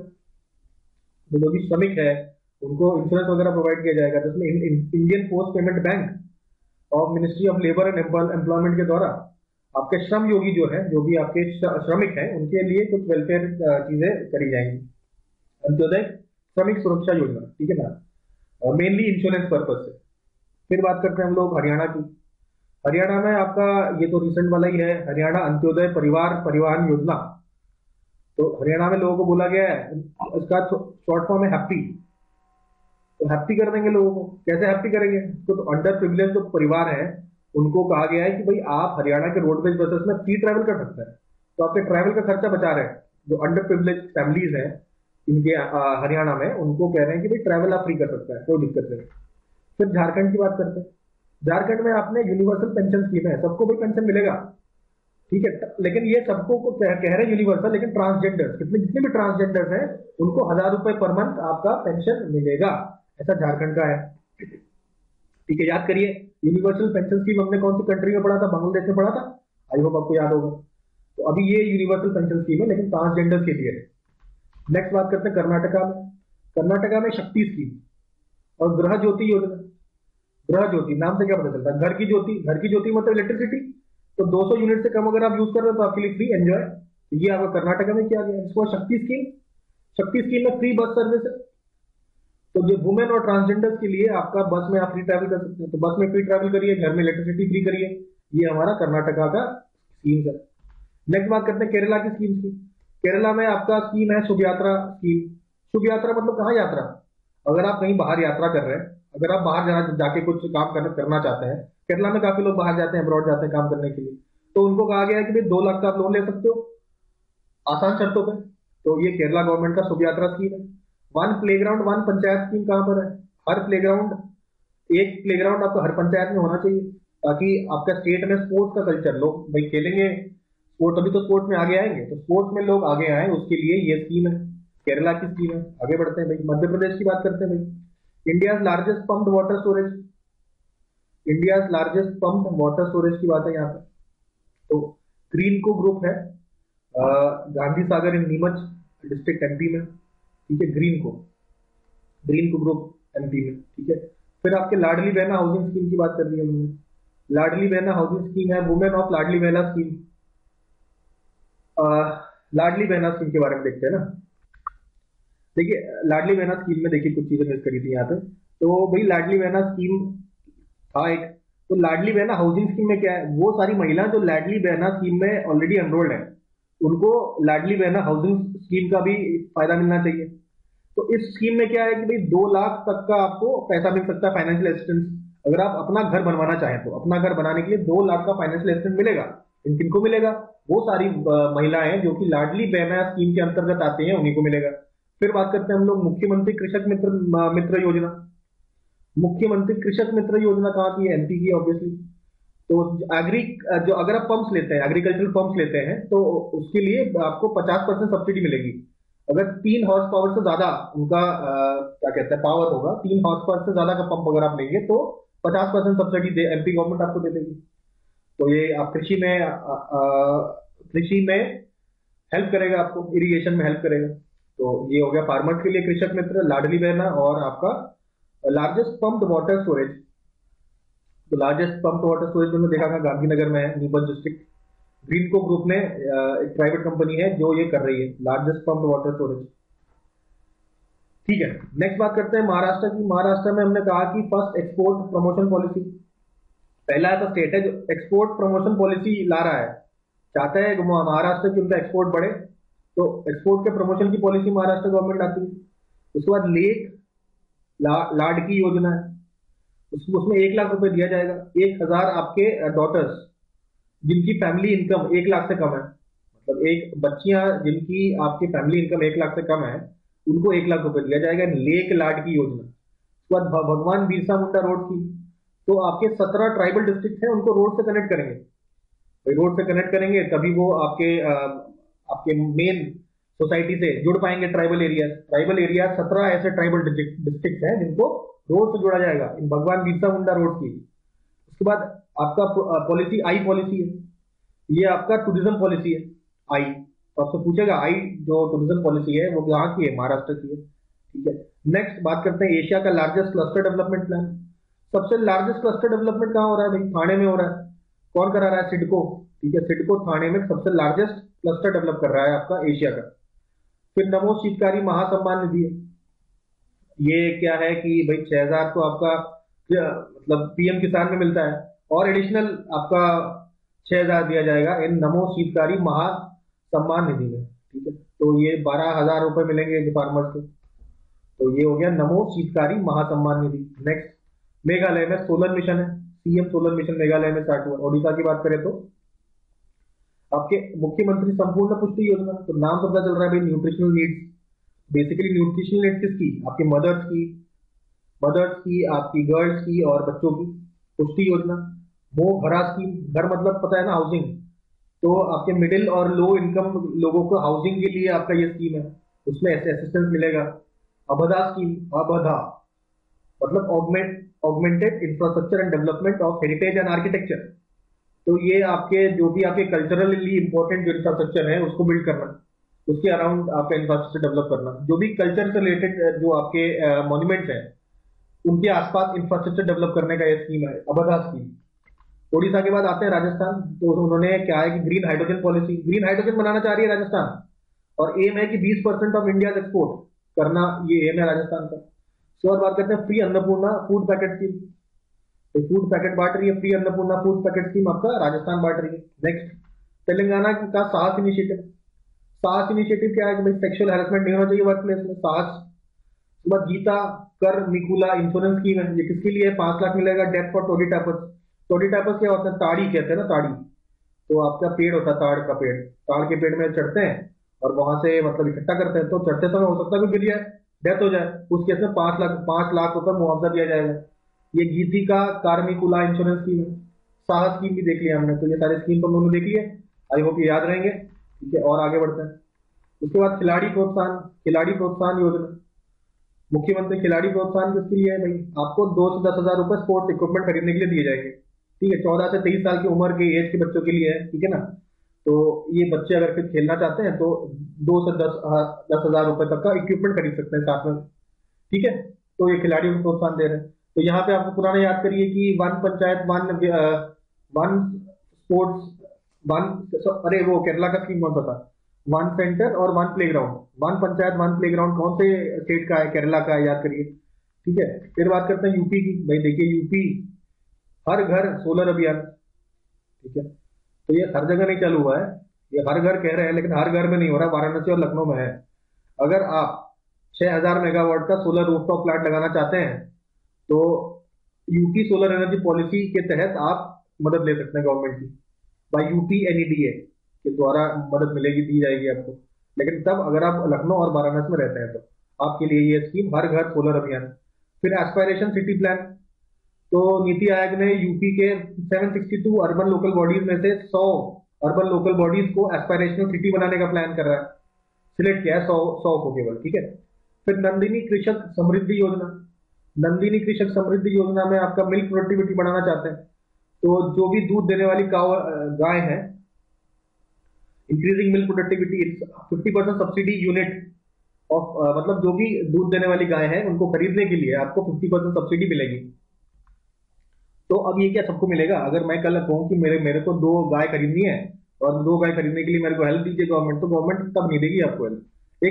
एक certain amount number of guy अगर आप लेते हैं और आपको ऑलरेडी मान लो तो बैच चल रहा है, उसके कुछ कुछ गाइडलाइंस है वो देखने पड़ेंगे, वो जो फुलफिल करते हैं फार्मर्स, उनको फिर मतलब ऐसे गायों के सेट तैयार करके बिजनेस मिल्क का प्रोडक्शन अगर करना चाहें तो उसमें आपको मदद मिल सकती है। ठीक है ना, तो 1-2 गाय के लिए नहीं है, प्रॉपर अगर आप सेट करना चाहते हैं, प्रॉपर प्रोडक्टिविटी आप एक बड़े स्केल पे करना चाहते हैं तो आपको मिलेगा, है ना, 50% सब्सिडी देगी इन Nandini Krishak Samriddhi Yojana. One tap one tree programme. One tap one tree UP का है, नमामि गंगे प्रोग्राम के अंडर है, यूपी गवर्नमेंट का। उसके बाद ओबरा डी थर्मल प्रोजेक्ट, तो 50% सेंटर देगा, 50% एनटीपीसी देगा और 800 मेगावाट का बिजली बनाया जाएगा। कहाँ पे? सोनभद्र में। तो सोनभद्र में आपका ultra super critical, super critical आपका थर्मल पावर प्लांट है। ये सुपर क्रिटिकल का क्या मतलब है? देखिए, ज्यादा डिटेल में ना जानते हुए, स्टीम के भी अलग अलग होते हैं ना, अलग अलग रेंज में स्टीम को लिया जाता है। तो सुपर क्रिटिकल रीजन में अगर आपको स्टीम को गर्म कर दिया जाए और फिर आपका थर्मल पावर प्लांट में यूज हो तो उसको कहेंगे ultra super critical thermal power plant. ठीक है, तो ये सोनभद्र में आपका सेटअप हो रहा है इन यूपी, ओबराडी थर्मल प्रोजेक्ट। ठीक है, तो इसके साथ ही हम लोगों ने सारे जितने भी इंपॉर्टेंट स्कीम्स हैं लास्ट 10 महीने के यहाँ पे कंप्लीट करते हैं हम लोग। अब नेक्स्ट हम लोग डिस्कस करेंगे स्पोर्ट्स। चलिए स्टार्ट करते हैं स्पोर्ट्स का डिस्कशन, खेल कूद का डिस्कशन स्टार्ट करते हैं। यहाँ पे पहले हम लोग तीरंदाजी की बात करते हैं, आर्चरी। तो एशिया का, कहाँ का? एशिया का आर्चरी का चैंपियनशिप होता है, कहाँ होता है? एशिया में ही होगा। एशिया में कहाँ में? बैंकॉक थाईलैंड में होता है। ठीक है, अब कौन कौन जीता हारा हमें कोई लेना देना नहीं है, हमें क्या लेना देना है? इंडिया का कौन जीता कौन हारता है। ठीक है, तो इसमें परनीत कौर जीतती हैं गोल्ड मेडल वुमेन्स कंपाउंड में। इसके बाद अदिति स्वामी और प्रियांश मिक्स कंपाउंड में। ठीक है, इसके बाद ज्योति सुरेखा वेन्नम को सिल्वर मिलता है इन वुमेन्स कंपाउंड। ठीक है, गोल्ड मेडल जीतती है वुमेन्स कंपाउंड में परनीत कौर और सिल्वर मेडल जीतती है ज्योति सुरेखा वेन्नम, और अदिति स्वामी और प्रियांश को मिलता है गोल्ड मेडल मिक्स कंपाउंड में। ये बात होगी एशियन आर्चरी चैंपियनशिप। एक प्रकार से ये आपके ओलंपिक का क्वालिफायर भी है एक तरीके से, ठीक है। उसके बाद नेक्स्ट एथलेटिक्स पे आते हैं। एथलेटिक्स में सबसे पहले तो आप देखिए वर्ल्ड एथलेटिक्स चैंपियनशिप, इसमें भाई गोल्ड आ गया किसका, नीरज चोपड़ा का। तो ये एक बहुत बड़ा अचीवमेंट है भाई, वर्ल्ड चैंपियनशिप में गोल्ड आना अपने बाप में बहुत बड़ा अचीवमेंट है। तो नीरज चोपड़ा जी का आ गया गोल्ड। उसके बाद आता है डायमंड लीग जूरिच। जूरिच कहां पर है, स्विट्जरलैंड में, आपके सामने दिख रहा है। डायमंड लीग और यूजीन डायमंड लीग, ठीक है। इसमें क्या हुआ, तो इन दोनों में ही क्या होता है, हमारे नीरज चोपड़ा गोल्ड नहीं ला पाता है। आपका जाकूब बैड लेक, जो भी प्रोनाउंसमेंट होता है इसका, मुझे नहीं कर पा रहा हूं, आप देख लीजिए यही है, बैड लेज। चेकोस्लोवाकिया के हैं ये, गोल्ड मिला है इनको, और सिल्वर जीतते हैं हमारे नीरज चोपड़ा, ठीक है। जैवलिन में ये तो बोलने वाली बात ही नहीं है। तो जूरिक में और यूजीन यूएसए में नीरज चोपड़ा नहीं जीत पाते हैं, वर्ल्ड एथलेटिक चैंपियनशिप में जीत जाते हैं। इसके बाद आपका लुशेन डायमंड लीग, ये भी आपका स्विट्जरलैंड में ही हुआ है। तो यहां पे नीरज को चोपड़ा को गोल्ड मिलता है, तो ठीक है ना। तो आपका जो स्विट्जरलैंड में दो होते हैं, जूरिक वाले में नहीं जीत पाता है नीरज चोपड़ा, और लुशान में नीरज चोपड़ा जी जीत जाते हैं गोल्ड, ठीक है। अच्छा, इसके अलावा अब तो ये बात हो गई हमारे जैवलिन थ्रो की, और बात करते हैं हम लोग मैराथन की बात करते हैं। तो मैराथन में केविन किप्टॉम आपके एथलीट है कीनिया के, उनको मिल गया वर्ल्ड रिकॉर्ड बना दिया, गोल्ड तो जीता ही है, ठीक है ना, शिकागो में हुआ था ये। तो मैराथन में वर्ल्ड रिकॉर्ड बनाने वाले व्यक्ति कौन है, केविन किप्टॉम, के, ठीक है, के फ्रॉम कीनिया, ठीक है। नेक्स्ट दूती चंद, दूती चंद जी को मिल गया है 4 ईयर का बैन, ठीक है। डोपिंग में फंसे हैं दूती चंद, 4 साल का बैन लग गया इनको। उसके बाद Asian under 20 male athlete of the year, Asian under 20 male athlete कौन है, सेल्वा प्रभु थिरुमारन, सेल्वा प्रभु थिरुमारन, SPT, सिल्वा प्रभु थिरुमारन जी जो हैं वो under 20 male athlete of the year कहलाए जाते हैं, Asian male athlete of the year, ठीक है। अच्छा, पेरिस डायमंड लीग में लॉन्ग जंप में मुरली श्रीशंकर को ब्रोंज मिलता है। फिर आपके जैवलिन थ्रो में वर्ल्ड नंबर 1 कौन है, नीरज चोपड़ा, एक और नीरज चोपड़ा का न्यूज, ठीक है, न्यूज में छाए हैं नीरज चोपड़ा, ठीक है। उसके बाद लशिंडा डेमस, ठीक है, लशिंडा डेमस को ओलंपिक गोल्ड मेडल मिलता है 400 मीटर का 40 साल बाद, मतलब इवेंट के 40 साल बाद आपको लशिंडा डेमस को गोल्ड मेडल मिलता है। अच्छा, 40 साल, ये 40 साल बाद नहीं मिलता, सॉरी, इनको मिलता है 2012 में, इनको मिला था मेडल, 2012 में सिल्वर मेडल जीती थी, और रशिया के एक एथलीट हैं वो, उनको गोल्ड मिला था। तो अब वो जो गोल्ड जिनको मिला था वो डोपिंग में फंस गए, डोपिंग में फंसे तो उनका गोल्ड छीन लिया गया, और जब उनका गोल्ड छीन लिया गया तो इनका जो सिल्वर है गोल्ड में परिवर्तित हो गया। तो ये 10 साल पुरानी बात है, 2012 के इवेंट में इनको गोल्ड मेडल मिलता है 10 साल बाद। तो अभी ये 40 साल के ऊपर की है, तो कह सकते हैं ना कि भाई 40 साल से ऊपर की महिला है जिनको गोल्ड मिला है। तो ये है लशिंडा डेमस की कहानी, ठीक है। उसके बाद New Balance Indoor High Jump Grand Prix, ये जीता है तेजस्विन शंकर ने, गोल्ड जीता है इसमें, ठीक है। तो तेजस्विन शंकर कौन से स्पोर्ट से बिलोंग करते हैं, देखिए हाई जंप, ठीक है। तो इंडोर आपके हाई जंप ग्रां प्री में जीते हैं ये तेजस्विन शंकर, ठीक है। नेक्स्ट आपका दोहा डायमंड लीग, दोहा डायमंड लीग में भी ये लोग जीत गए, हमारे प्यारे एथलीट नीरज चोपड़ा को गोल्ड मिला है। तो ये सब कहानी काफी हद तक नीरज चोपड़ा के बारे में ही है, कहाँ का किसके कहाँ गोल्ड लगा है, कहाँ का सिल्वर लगा है। तो जूरिक और यूजिन के अलावा हर जगह आपका नीरज चोपड़ा का गोल्ड लगा है, चाहे वो वर्ल्ड चैंपियनशिप ले लीजिए, चाहे वो लुशेन में ले लीजिए, चाहे यहाँ पे दोहा में ले लीजिए, सब गोल्ड लगा है। तो ये सारी बातें हो गई हैं, बिल्कुल ध्यान रखिएगा। आपका हाई जंप में तेजस्विन शंकर ध्यान रखिएगा, ठीक है। आपका मेल एथलीट ईयर कौन है, सेल्वा प्रभु तिरुमारन, ये याद रखिएगा। और केविन किप्टन भी याद रखिएगा, कीनिया वाले, जिनको वर्ल्ड रिकॉर्ड बनाया इन्होंने आपका मैराथन में। ये सारी चीजें दिमाग में एकदम छाप लीजिए और आगे बढ़ते हैं, ठीक है। इस तरीके से प्रॉपर तरीके से अरेंज कर दिया हमने कि आपको ढूंढना नहीं पड़ेगा, सारे एथलेटिक्स के रिलेटेड जितने भी न्यूज है एक साथ डिस्कस कर ले रहे हैं, बिल्कुल, ताकि दिमाग में छप जाए, ठीक है। काफी मेहनत से हमने ये बनाया ढूंढ ढूंढ के, तो इसको पढ़िए और एकदम याद रखिए। नेक्स्ट आप बात करते हैं बैडमिंटन की। बैडमिंटन में क्या है, ऑस्ट्रेलियन ओपन, ऑस्ट्रेलियन ओपन 2023 कौन कौन जीता है ऑस्ट्रेलियन ओपन 2023 में। अभी ऑस्ट्रेलियन ओपन आपका लॉन टेनिस नहीं है, ये आपका बैडमिंटन है, ठीक है। इसमें आपके रनर अप कौन थे, ये है Prannoy HS was the runner up. अब बात करते हैं हम लोग दूसरे अबू धाबी मास्टर्स की। तो अबू धाबी मास्टर्स में आपके मेंस इवेंट कौन जीतते हैं? मैड्स क्रिस्टोफर सेन, ठीक है। वुमेन्स इंपॉर्टेंट है, तो अबू धाबी मास्टर्स जीतती हैं उन्नति हुड्डा, ठीक है। तो अबू धाबी मास्टर्स में देख लिया हमने, वुमेन्स जीता उन्नति हुड्डा ने, उसके बाद डबल्स पर्सन जीता अश्विनी पोनप्पा और तनिषा क्रास्टो, ठीक है, ये याद रखिएगा। इसके बाद इंडोनेशिया की बात कर लेते हैं, उसके बाद कनाडा की बात करेंगे, फिर हम लोग स्लोवेनिया की बात करेंगे। तीनों में जीतते हैं इंडियन। तो इंडोनेशिया में झंडा गाड़ते हैं किरण जॉर्ज, कनाडा में आपके लक्ष्य सेन, और आपके स्लोवेनिया में समीर वर्मा। तो ये आपको याद रखना है, स्लोवेनिया में Sameer Verma, S for Slovenia, S for Sameer. Canada में आपका लक्ष्य सेन और इंडोनेशिया में किरण जॉर्ज। अच्छा, इसके बाद आपका कोरिया ओपन, कोरिया ओपन में डबल्स का खिताब मिलता है आपका रनकी रेड्डी और चिराग शेट्टी, ठीक है। उसके बाद आपका फास्टेस्ट जो स्मैश है उसका Guinness book of world record में नाम किसका आता है? सात्विक सैराज रनकी रेड्डी, गोली की स्पीड से इन्होंने मारा ये स्मैश, और ये आता है 565 किलोमीटर पर आवर। भाई शोएब अख्तर की बॉल ही आती है 160 किलोमीटर पर आवर, ठीक है, फास्टेस्ट बॉल। तो उसमें लोग परेशान हो जाते हैं। ये तो देखिए 565 किलोमीटर पर आवर से शटलकॉक आया, ठीक है, तो एकदम ही गोली की स्पीड से मारने वाले हैं हमारे सात्विक सैराज रनकी रेड्डी। अच्छा, स्लोवेनिया यूनेक्स ओपन में समीर वर्मा, और स्लोवेनिया यूनेक्स ओपन में आपका रनर अप मिक्स्ड इवेंट की के हैं रोहन कपूर और एन सिक्की रेड्डी, ठीक है। रोहन जी और एन सिक्की रेड्डी आपके मिक्स्ड इवेंट के में रनर्स अप होते हैं, ठीक है।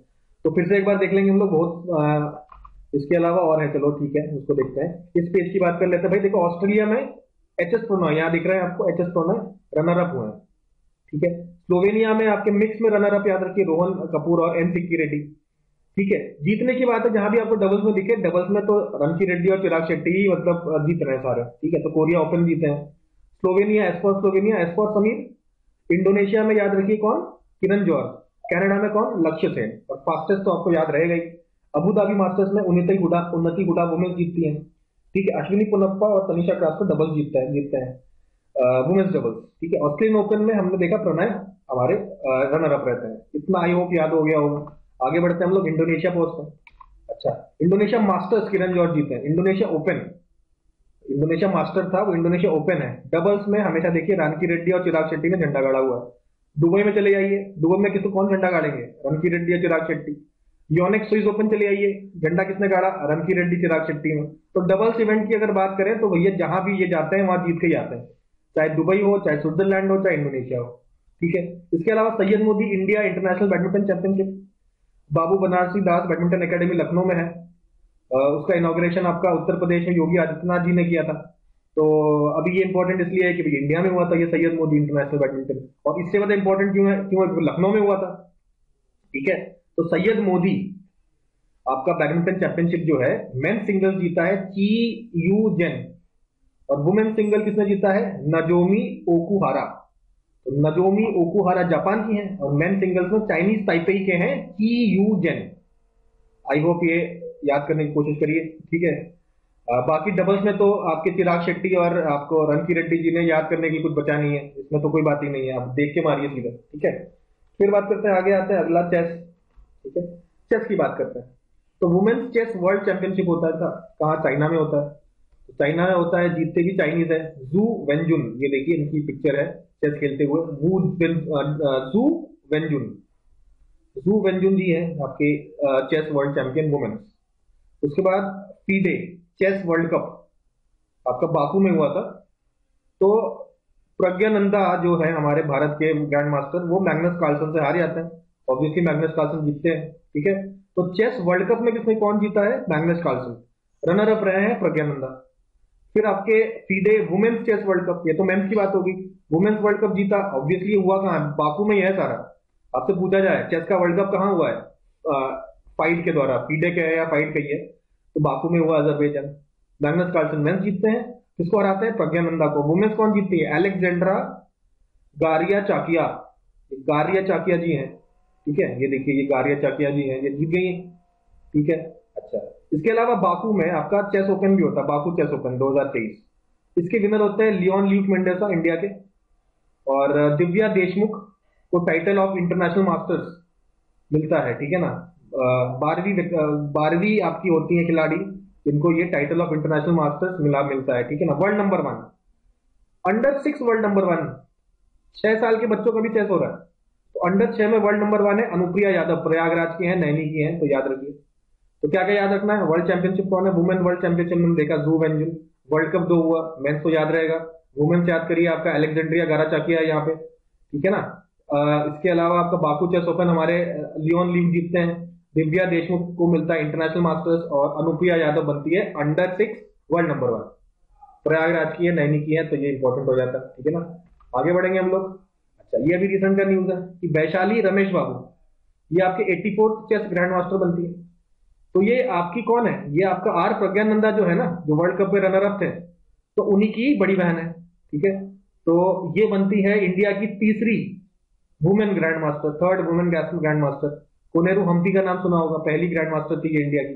इसके अलावा हरिका द्रोणावल्ली, उसके बाद ये अभी वैशाली रमेश बाबू।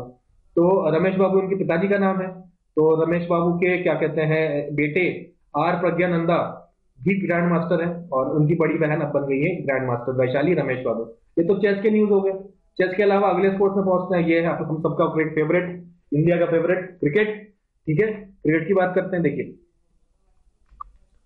तो यहाँ पे श्रेयंका पाटिल की बात हो रही है। श्रेयंका पाटिल जी बनती है पहली भारतीय to play in WCPL। WCPL क्या है, वुमेन कैरिबियन प्रीमियर लीग। जैसे इंडियन प्रीमियर लीग है, वैसे वुमेन कैरिबियन प्रीमियर लीग में खेलने वाली सबसे पहली महिला श्रेयंका पाटिल जी, यहाँ पे देख रहे हैं आप फोटो।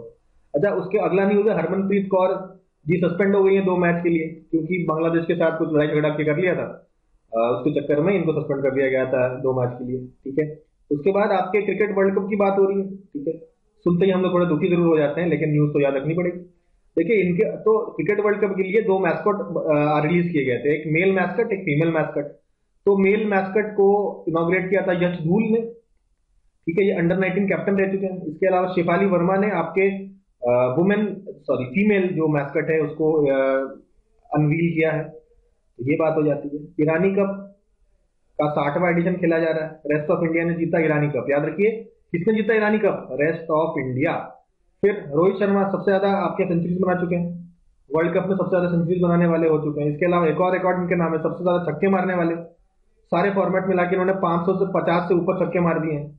एक नया रूल इंट्रोड्यूस किया गया है भाई ICC, उसने कहा है कि 1 ओवर 6 बॉलों का होता है, 6 गेंदों का ओवर खत्म करने के बाद ओवर खत्म हो जाता है, तो अगला ओवर दोबारा चालू होगा। इनके बीच में आपका 60 सेकंड के कुछ से कम का गैप होना चाहिए। अगर मान लीजिए आपने 60 सेकंड ज्यादा समय लगा दिया तो 5 रन की पेनल्टी देनी पड़ेगी आपको, ठीक है, 5 रन की पेनल्टी भरनी पड़ेगी, ठीक है। सचिन तेंदुलकर जी का स्टैचू आपसे पूछा जाएगा कहाँ लगाया गया, तो आप देखिए वानखेड़े स्टेडियम में लगाया जाता है सचिन तेंदुलकर का स्टैचू, ठीक है। ये सब चीजें याद रहेंगी आई होप, और याद मेनली रखना ईरानी कप मत भूलिएगा, आपका रेस्ट ऑफ इंडिया जीता है। नेक्स्ट आते हैं हम लोग सैयद मुश्ताक अली ट्रॉफी, ठीक है, ये T20 का ट्रॉफी है, सैयद मुश्ताक अली ट्रॉफी।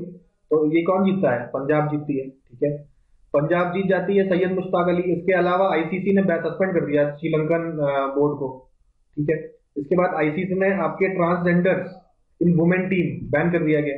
तो पहले ऐसा न्यूज था कि ये जो डेनियल मैगी है जिनका पिक्चर आप यहाँ देख रहे हैं, इनको वुमेन टीम का हिस्सा बनाया गया था, लेकिन इनको फिर ऐसा कह दिया गया था बैन, ये ट्रांसजेंडर है। तो पहली ट्रांसजेंडर जो है महिला जो कि वुमेन टीम में खेल रही थी, तो ICC ने अब कह दिया कि वुमेन टीम में ट्रांसजेंडर्स नहीं खेल सकते। तो ये अभी डैनियल मैगी जो कनाडा की हैं उनको बैन कर दिया गया, ठीक है। इसके बाद हम लोग T20 की बात करते हैं भाई। T20 आपकी 2028 ओलंपिक में, इससे पहले क्रिकेट नहीं था भाई, कौन एक दिन का पूरा मैच देखे और पूरा वर्ल्ड कप चला है, तो वर्ल्ड कप में इतना समय लग जाता है, इतना समय थोड़ी ना है, तो जल्दी मैच खत्म करना है। तो अभी 2028 में कह दिया गया है भाई आपका क्रिकेट इंक्लूड कर दिया गया, लेकिन कौन सा वाला, T20 वर्जन। तो T20 वर्जन देखिए धीरे धीरे फेमस होता चला जा रहा है, ओलंपिक में भी इंक्लूड हो गया है। तो T20 ही अकेला आपका स्पोर्ट्स ऐड हुआ था क्या, नहीं, T20 के अलावा और भी स्पोर्ट्स हैं, जैसे कि बेसबॉल ऐड हुआ है, आपका लैक्रोस ऐड हुआ है, स्क्वाश ऐड हुआ है, और फ्लैग फुटबॉल, ये 4 स्पोर्ट्स हैं आपके ऐड हुए हैं। ध्यान रखिए 4 स्पोर्ट्स, ठीक है, बेसबॉल, आपका फ्लैग फुटबॉल, स्क्वाश और लैक्रोस, ठीक है। अच्छा, अब देखिए कमाल का मैच खेला जाता है आपका, ठीक है, नेपाल और मंगोलिया के बीच में। उसमें क्या कहते हैं, नेपाल वालों ने मंगोलिया को बिल्कुल मार मार के धागा खोल दिया। अब ये देखिए कुशल मल्ला बनते हैं, 34 बॉल में सेंचुरी मार दिया इन्होंने, और दीपेंद्र सिंह आर्य, इन्होंने तो एकदम हद कर दी, 9 बॉल में हाफ सेंचुरी बना दिया। 9 बॉल में हाफ सेंचुरी का मतलब ये है अगर आप 9 छक्के मारते हैं तो आपके 54 रन बनते हैं, तो इन्होंने कम से कम 8 छक्के तो मारे होंगे, ठीक है, एक आपका 4 मार दिया होगा।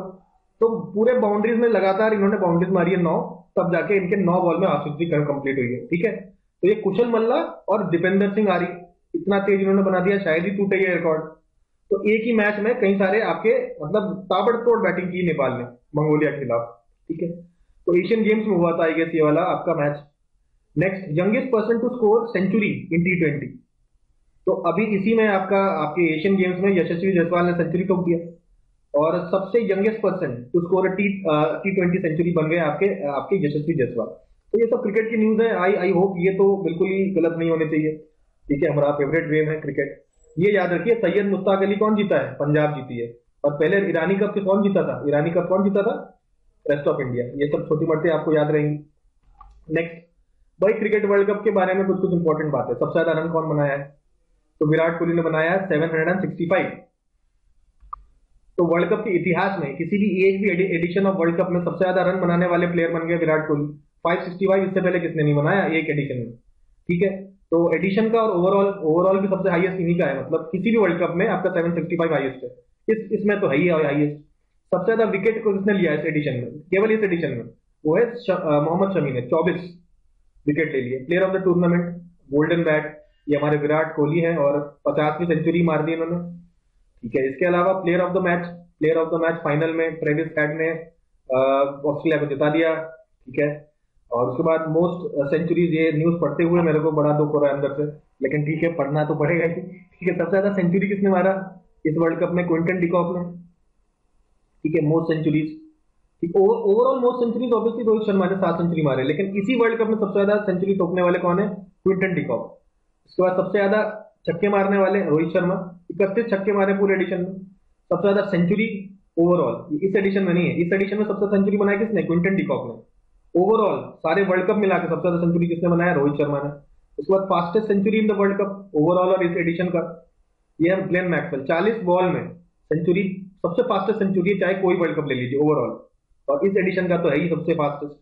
उसके बाद आपका आता है third highest score in world cup, बनाया है ग्लेन मैक्सवेल ने, 201 मार दिए इन्होंने।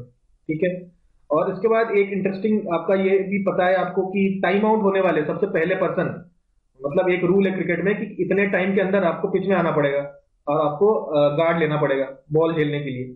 तो एंजेलो मैथ्यूज ये टाइम ओवर कर देते हैं, बांग्लादेश के अगेंस्ट मैच होता है, अपील हो जाती है और एंजेलो मैथ्यूज आउट हो जाते हैं। तो पहले पर्सन बनते हैं टाइम आउट होने के लिए, कौन? Angelo Mathews. ठीक है, फिर देखिए आप, first player from associate cricket nation to get 100 T20 wicket, 100 T20 wicket लेने वाले। अच्छा, कुछ तो मेन क्रिकेटिंग नेशंस होते हैं, कुछ होते हैं एसोसिएट क्रिकेटिंग नेशंस। तो उस एसोसिएट क्रिकेटिंग नेशंस में 100 विकेट लेने वाले T20 में आपके पहले प्लेयर बनते हैं नटाया बूचाटम, थाईलैंड के नटाया बूचाटम, और कुवैत के साथ मैच खेलते हुए ये विकेट ये लोग लेते हैं, थाईलैंड के नटाया बूचाटम। फिर आपका नेक्स्ट बात करते हैं हम लोग, तो भाई एशिया कप की बात करेंगे हम अभी। ठीक है, 16 आपका 50 ओवर एशिया कप खेला गया। एशिया कप कभी 20 ओवर का हो जाता है, कभी 50 ओवर का हो जाता है। तो 16वां आपका 50 ओवर का एशिया कप खेला जाता है। तो 8वीं बार, 16 में से 8 बार इंडिया ने जीता है। तो इस बार की बात करें तो प्लेयर ऑफ द सीरीज मिला है कुलदीप यादव को, और इसी में रोहित शर्मा ने अपने 10,000 रन पूरे किए हैं, और मोहम्मद शमी आपके बॉलर बन जाते हैं पहली बार, एक इंडियन बॉलर ने एक ही ओवर में 4 विकेट मार ले लिए।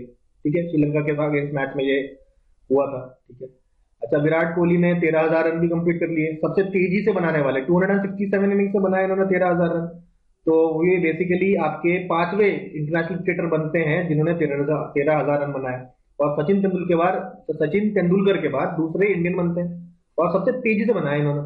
ये तो बात होगी विराट कोहली की। फिर बात करते हैं हम लोग second fast bowler to get 600 wicket. तो इंग्लैंड के ही स्टुअर्ट ब्रॉड आपके बन जाते हैं सेकंड बॉलर जिन्होंने 600 विकेट लिए हैं। ठीक है, यही वही स्टुअर्ट ब्रॉड है जिनको युवराज सिंह ने मारे थे 6 छक्के, लेकिन उसके बाद इन्होंने अपना मोटिवेशन कायम रखा और ये 600 विकेट तक पहुंच गए। बहुत ही कमाल के बॉलर है। इससे पहले कौन से फास्ट बॉलर थे 600 विकेट लेने वाले? वो थे जेम्स एंडरसन, ये वेटरन बॉलर है आपके इंग्लैंड के। इसके बाद विराट कोहली की 76 सेंचुरी हुई थी वेस्टइंडीज के अगेंस्ट में आया था, लेकिन ये तो पुरानी खबर हो गई है, अभी तो 80 पहुंच गया है। ठीक है ना। उसके बाद सेकंड हाईएस्ट विकेट टेकर बन जाते हैं इंडिया के लिए रविचंद्र अश्विन।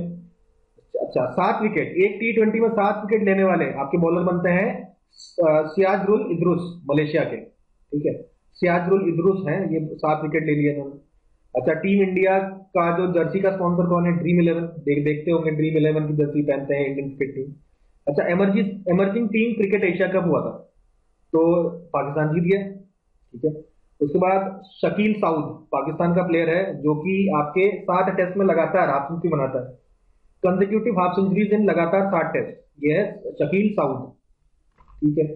और देखिए भाई, क्रिकेट में सबसे फास्टेस्ट, अब धीरे धीरे पुराने न्यूज आ रहे हैं, ठीक है ना, ये सब अब लेटेस्ट न्यूज खत्म कर दिए हमने, ये पुराने कुछ कुछ न्यूज है, ये भी देख लेते हैं हम लोग। तो आपका जो 50th फास्टेस्ट 50 आईपीएल में बनाने वाले कौन है भाई? यशस्वी जायसवाल 13 बॉल में बनाया, ठीक है। नेपाल का तो देखा ही है ना हमने, नेपाल का जो अभी देखा ना, दीपेंद्र सिंह आर्य ने 9 बॉल में बनाए थे। तो आईपीएल में सबसे फास्टेस्ट 13 बॉल वाला है वो यशस्वी जायसवाल ने बनाया, राजस्थान रॉयल से खेलते हैं यशस्वी जायसवाल, ठीक है। आईसीसी टेस्ट चैंपियनशिप हुआ था और ऑस्ट्रेलिया जीता है, पहली बार जीता है, ठीक है। तो ऑस्ट्रेलिया पहली बार ऐसा टीम है जो कि आपके चारों आईसीसी ट्रॉफी जीतने वाला एकमात्र टीम कौन है? ऑस्ट्रेलिया। भाई ट्रेविस हेड ने इसमें आपकी सेंचुरी बनाई थी फाइनल में, तो और ट्रेविस हेड ने ये आपके फाइनल में भी अच्छा खेला था। तो ट्रेविस हेड लगता कसम खा के आए हैं कि इंडिया को कोई भी आईसीसी इवेंट जीतने नहीं देंगे, ठीक है, ट्रेविस हेड, ठीक है, कोई बात नहीं, देश के लिए खेल रहे हैं, अपने देश के लिए बढ़िया है। ICC world cup trophy unveil की गई है, कहाँ पे? नरेंद्र मोदी स्टेडियम में। अच्छा, ये पुराने न्यूज है, ठीक है ना। एमसीसी वर्ल्ड क्रिकेट कमेटी में ऐड हुई है Jhulan Goswami, MCC World Cricket Committee में। इसके साथ आपके हैथर नाइट और इयन मॉर्गन ऐड होते हैं आपके वर्ल्ड क्रिकेट कमेटी में। उसके बाद आपके एसीसी मेंस प्रीमियर कप का विनर होता है नेपाल, ठीक है, एसीसी मेंस प्रीमियर कप, याद रखिए, ये नेपाल ने जीता यूएई को हरा के। अच्छा, 5,000 रन सबसे तेजी से बनाने वाले, मैच का सबसे कम इनिंग्स में बनाने वाले आपके बाबर आजम बनते हैं, 97 इनिंग्स में इन्होंने 5,000 रन बना दिए, ठीक है। पहली बार आपके 7,000 रन आईपीएल में बनाने वाले कौन है? विराट कोहली, ठीक है। आईपीएल में सबसे ज्यादा रन बनाए इन्होंने, देखिए 7,000 रन मार चुके हैं आईपीएल में। आईपीएल जबकि T20 का इवेंट है, उसमें इन्होंने 7,000 रन मार दिए, ठीक है। फिर बात करते हैं हम लोग सेंचुरी, आपके टेस्ट में, ओडीआई में, T20, आईपीएल में, चारों इवेंट में सेंचुरी बनाने वाले एक ही साल में कौन बनते हैं? शुभमन गिल, ठीक है, उनका टाइम चल रहा था पहले, ठीक है, अभी फिर शायद आएगा। सचिन तेंदुलकर स्टैंड कहाँ बना? शारजा में बना। उसके बाद 16वां आईपीएल खत्म होता है, चेन्नई जीतती है 5वीं बार, नरेंद्र मोदी स्टेडियम में ऐसा होता है, ठीक है ना। ऑरेंज ऑरेंज कैप किसको मिला? शुभमन गिल को, धमाकेदार परफॉर्मेंस की थी इन्होंने आईपीएल में। उसके बाद पर्पल कैप मोहम्मद शमी को मिला है, और एमर्जिंग स्टार हमारे हैं यशस्वी जायसवाल, ठीक है। उसके बाद टाटा WPL वुमेन्स आपका प्रीमियर लीग भी चालू होता है, मुंबई इंडियंस जीतती है ये आपका इनॉग्रल वुमेन्स लीग। अच्छा, ऑरेंज कैप मिलता है मैग लैनिंग को, पर्पल कैप मिलता है एली मैथ्यूज को, और इसी वोंग बन जाती है आपका पहली महिला जो कि आपका WPL में हैट्रिक लेने वाली पहली महिला बन जाती है, इसी वोंग। तो हेली मैथ्यूज नाम याद रखिए, इसी वोंग याद रखिए, और मैग लैनिंग, ठीक है। अच्छा, अच्छा, डायरेक्टली क्वालिफाई नहीं हो पाता श्रीलंका, श्रीलंका एक्चुअली क्वालिफायर खेलता है, फिर क्वालिफायर जीत के दोबारा पहुंच जाता है वर्ल्ड कप में, लेकिन डायरेक्ट क्वालिफिकेशन नहीं हो पाता श्रीलंका का। First women umpire to officiate in men's T20, तो किम कॉटन है, किम कॉटन ने है वो फर्स्ट महिला ऑफिशियल जो कि मेंस T20 का एम्पायर बनती है, पहली महिला, तो याद रखिए किम कॉटन।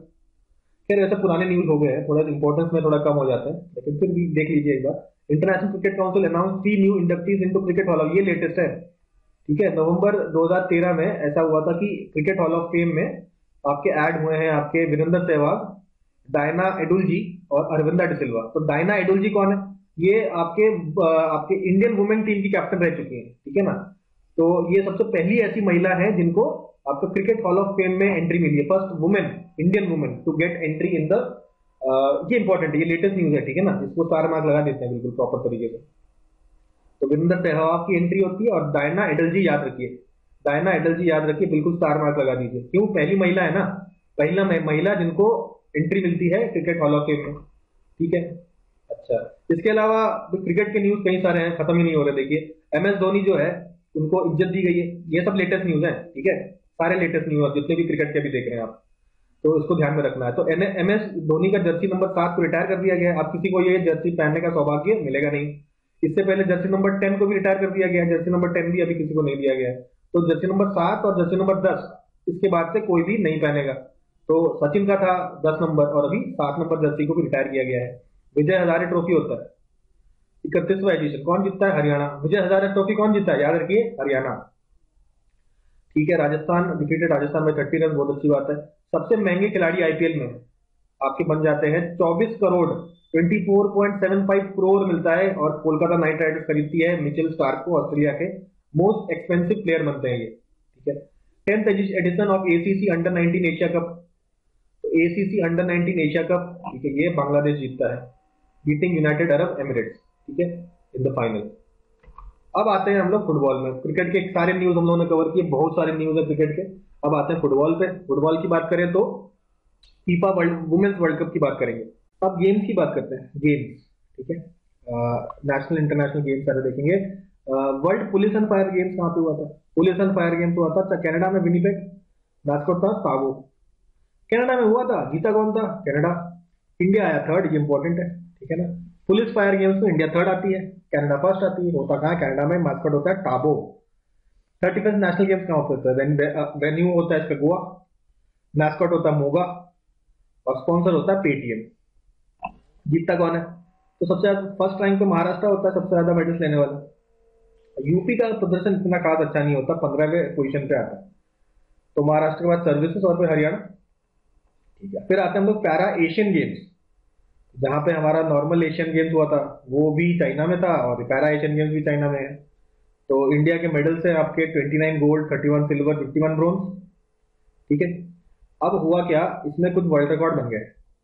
दो तो बन गए जैवलिन में। तो जैवलिन का एक इवेंट होता है, सुंदर सिंह गुर्जर ने F46 इवेंट में आपका जैवलिन में 86.6 फेंक के वर्ल्ड रिकॉर्ड मार दिया, और सुमित अंतिल ने F64 इवेंट में आपका 73.29 मार के वर्ल्ड रिकॉर्ड मार दिया। फिर आपका मेंस कंपाउंड आर्चरी का है, उसमें स्कोर बना 158, ये भी एक वर्ल्ड रिकॉर्ड है, ठीक है। 3 वर्ल्ड रिकॉर्ड बनते हैं आपके पैरा एशियन गेम्स में, तो इंपॉर्टेंट हो जाते हैं। नेशनल गेम्स महाराष्ट्र का मैक्सिमम है, याद रखिए। यूपी 15 पोजीशन पे है, ठीक है। पुलिस फायर देख लिया हमने, इंडिया थर्ड आता है। फिर एशियन गेम्स की बात कर ली हमने, ठीक है। अब थोड़ा पीछे जा रहे हैं हम लोग समय में। तो ये हमने बात की चाइना में हुआ था।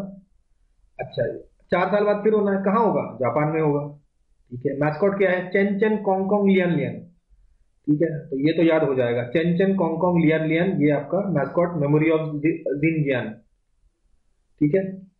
जियान ज्ञान, Jiangnan, memory of Jiangnan, ये आपका मैस्कॉट है। मोटो क्या है? Heart to heart at the rate of future, heart to heart at the rate of future, ये आपका मोटो है। 61 डिसिप्लिन में हुआ था। तो इंडिया का रैंक कहाँ था? 4th, ठीक है। पहली बार ऐसा हुआ है कि 100 से ज्यादा मेडल्स हैं। हम देख रहे हैं स्पोर्ट्स में हमारी जो तरक्की है बहुत तेजी से बढ़ रही है। 100 मेडल पार हो चुके हैं। अभी तक का सबसे मैक्सिमम मेडल टैली आपका बनता है इस बार, ठीक है। इसके बाद सबसे ज्यादा मेडल्स आपको 26 मेडल्स मिल गए एथलेटिक्स में। 26 मेडल्स केवल एथलेटिक्स में, इन 100 में, ठीक है ना। तो एथलेटिक्स में बहुत ही बढ़िया परफॉर्मेंस था। 6 गोल्ड आ गए, 14 सिल्वर, 9 ब्रोंज, ठीक है। अच्छा, पहली बार कुछ खेलों में मेडल मिला है। ऑब्वियसली इसके बाद ये खेल और डेवलप होंगे, जैसे कि वुमेन क्रिकेट में मेडल मिला है आपका, और वुमेन राइफल शूटिंग में भी मेडल मिला है हमें पहली बार, वुमेन राइफल में भी पहली बार मिला है। अच्छा, और कंपाउंड आर्चरी में के जितने भी इवेंट है सब में गोल्ड मिला है। और एक बार badminton team, first time badminton team में सिल्वर मिला है, पहली बार पहला सिल्वर आया है आपका बैडमिंटन टीम में। चाइना से हालांकि हम लोग हार जाते हैं 3-2, लेकिन बैडमिंटन टीम में भी आपको मिलता है, ठीक है। तो यहाँ पे हमने देखा कि भाई कुछ खास बातें, वुमेन क्रिकेट और वुमेन राइफल में पहली बार मेडल आया, और पहली बार सिल्वर आया आपका बैडमिंटन टीम इवेंट में। तो अच्छा, कंपाउंड आर्चरी देख लिया हमने। अच्छा, एक ज्योति यारा जी, हर्डल्स में कुछ ऐसा कंट्रोवर्सी था स्टार्ट को लेकर, तो उस पर ज्यादा डिटेल में नहीं आते। सिल्वर जीता लेकिन ज्योति यारा जी ने, कंट्रोवर्सी के बावजूद भी ये सिल्वर लेके आई है आपका 100 मीटर हर्डल्स में। अच्छा, इंडिया को टोटल मिले 108 मेडल्स और 28 गोल्ड मिले, 28 गोल्ड और टोटल 108 मेडल्स मिले हैं। बहुत बढ़िया प्रदर्शन था इंडिया का, 4th रैंक आया है। गोल्ड मेडल लेने वाले आपके main cricket team, women cricket team, main kabaddi team, women kabaddi team, ठीक है। उसके बाद शूटिंग में आपका 10 मीटर एयर राइफल में मिला है, 50 मीटर राइफल में मिला है टीम इवेंट, और 25 मीटर स्पोर्ट्स पिस्टल में भी आपका गोल्ड आया है। नीरज चोपड़ा जी तो गोल्ड आते ही हमेशा। दीपिका पल्लिकल और हरिंदर पाल सिंधु ने मिक्स्ड टीम इवेंट में आपका स्क्वाश में गोल्ड जीता। रनकी रेड्डी शेट्टी तो जाएंगे तो जीत के ही आएंगे, ये तो बात ही खत्म हो गई, ठीक है। तो ये सब गोल्ड मेडल मिला है। फिर देखिए आप आते हैं वर्ल्ड यूनिवर्सिटी गेम्स की। वर्ल्ड यूनिवर्सिटी गेम्स भी आपका चेंगडू चाइना में हुआ है, ठीक है। अच्छा, ये जीता चाइना ही है, फर्स्ट आया चाइना, जापान सेकंड, इंडिया का पोजीशन लगता है यूनिवर्सिटी गेम्स में। आपका 7th, 11 गोल्ड के साथ 26 मेडल जीते हैं हम लोगों ने। अच्छा, फिर international olympiad on astrophysics and astronomy. Astrophysics और एस्ट्रोनॉमी के ऊपर एक ओलंपियाड हुआ था। कहाँ हुआ था? पोलैंड में हुआ था, चॉर्जाओ। तो इंडिया का बहुत अच्छा प्रदर्शन यहाँ रहा है, 4 गोल्ड के साथ और 5 मेडल के साथ सेकंड पोजीशन पे इंडिया रही है। फर्स्ट पोजीशन पे यूके रहा है। तो एस्ट्रोफिजिक्स और एस्ट्रोनॉमी में भी इंडिया आगे। अच्छा, अभी क्या है, कॉमनवेल्थ गेम्स 2026 में होने वाले थे ऑस्ट्रेलिया में। ऑस्ट्रेलिया ने कहा कि हम नहीं करा पाएंगे, बड़ा पैसा लग रहा है, इतना पैसा नहीं खर्च करेंगे। ठीक है। उसके बाद 42 मेडिकल एंड हेल्थ गेम्स में संजीव मलिक जो है 5 गोल्ड लेके आए हैं। ये तो अभी एक और बार देखेंगे हम लोग अगले अगले स्लाइड में। तो 42nd medical health games Sanjeev Malik. 37 national games कहाँ हुआ है? गोवा में, राजकोट में होगा, ये बात कर चुके हम लोग ना।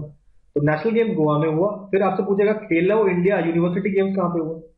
खेलो इंडिया यूनिवर्सिटी गेम्स हुआ यूपी में। देखिए, वाराणसी, नोएडा, लखनऊ और गोरखपुर में ये मेनली हुआ था। ठीक है, ये जगह के नाम भी पूछ सकते हैं, एबीसीडी वाले क्वेश्चन से आप पूछ सकते हैं, है ना। तो वाराणसी में हुआ है, नोएडा में हुआ है, लखनऊ में हुआ है, कैपिटल तो है ही है। तो भैया कैपिटल में हुआ है। उसके बाद योगी जी के शहर गोरखपुर में हुआ है, बनारस में मोदी जी के शहर बनारस में हुआ है, और नोएडा में तो हुआ ही है, यूपी का सबसे साफ शहर नोएडा। ठीक है, तो इन सब जगह पे खेलो इंडिया गेम्स होते हैं। इसका मशाल का नाम शक्ति है, मैस्कोट का नाम जीतू है जो कि एक बारहसिंगा है। ठीक है, और एंथम है खेलो इंडिया हर दिल में देश, ये गाना गाया है पलाश सेन ने। तो ये तो बात होगी हमारे खेलो इंडिया यूनिवर्सिटी गेम्स की, और नेशनल गेम्स की भी बात हो गई है। और कुछ गेम्स बचे हैं क्या? बचे हैं, देखिए, खेलो इंडिया पैरा गेम्स। ठीक है, पहली बार पैरा गेम्स हो रहे हैं। पैरा गेम न्यू दिल्ली में हो रहे हैं, हरियाणा ने टॉप मारा है, 105 मेडल जीते हैं। तो याद रखिए, नेशनल गेम गोवा में हुआ, पैरा गेम दिल्ली में हुआ, और यूनिवर्सिटी गेम्स जो है खेलो इंडिया ये यूपी में हुआ। फर्स्ट आपका हरियाणा आता है आपका खेलो इंडिया पैरा गेम्स में, है ना। तो ये सब बातें हमने देख ली है। फिर बात करते हैं हम लोग, अच्छा हमने बात की ना 42nd medical and health games की। तो इसमें हमने फोटो डाला है इनका, क्या कहते हैं, कर्नल संजीव मलिक ने। ये आर्मी मेडिकल कोर्स से आते हैं और इन्होंने 5 मेडल जीते हैं। बेसिकली डॉक्टरों का ओलंपिक समझ लीजिए आप, है ना। मेडिकल प्रोफेशनल्स के लिए है ये आपका world medical and health games.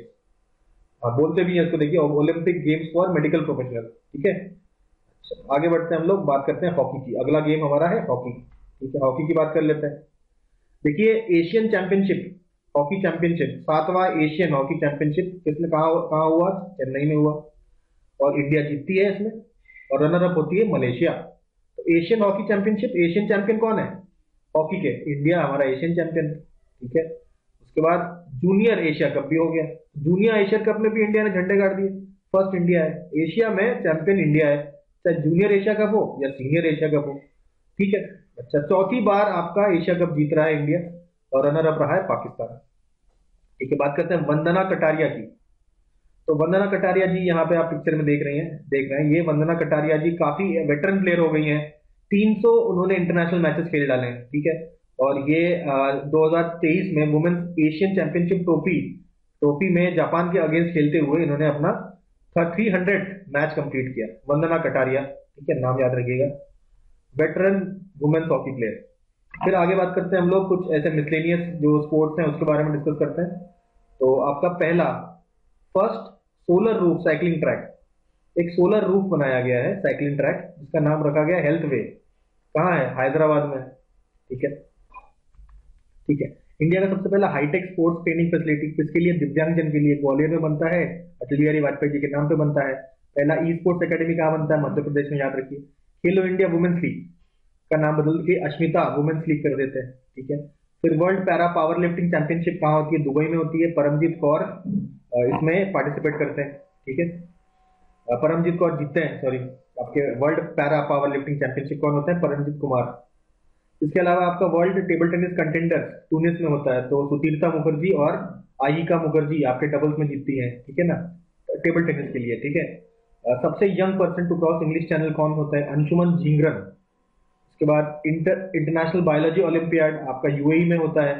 तो इंडिया और सिंगापुर दोनों ये जीतते हैं 4 गोल्ड ईच, दोनों ही 4-4 गोल्ड लेके जाते हैं। ठीक है ना, बायोलॉजी ओलंपियाड में। ठीक है, कबड्डी टूर्नामेंट, तो पहली बार वुमेन कबड्डी लीग आपकी दुबई में फॉर्म होती है, उसी का टूर्नामेंट होता है वुमेन कबड्डी दुबई में। तो उमा कोलकाता उसकी विनर होती है। ठीक है, पहली वुमेन कबड्डी लीग कहाँ खेली गई है?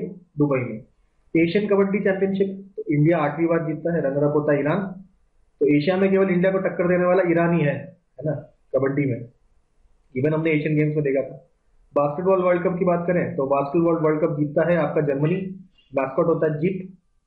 उसके बाद 21,000 फीट से स्काई डाइव करने वाली पहली महिला होती है शीतल महाजन, फर्स्ट टू स्काई डाइव। पहली महिला मतलब पहली कोई भी आपका 21,500 फीट से कूदने वाली होती है शीतल महाजन।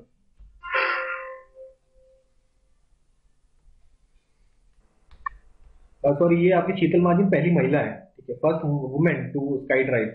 मतलब 21,500 फीट में हेलीकॉप्टर में ले जाया गया, वहां से वो कूद जाती हैं और इतने हाइट से कूदने वाली पहली महिला बनती है। और माउंट एवरेस्ट के पास ही ये काम होता किया था इन्होंने, ठीक है ना। एशियन फेंसिंग चैंपियनशिप तो भवानी देवी ब्रोंज जीतती है, ठीक है, BRONZ है ये।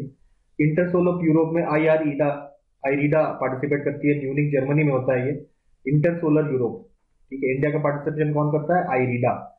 टिप स्पोर्ट्स, चेक लेडीज गोल्फ ओपन, तो ये दीक्षा दागर जीतती है। और दूसरी महिला होती है, पहली महिला कौन थी? अदिति अशोक जीतने वाली आपका tip sport ladies Golf open.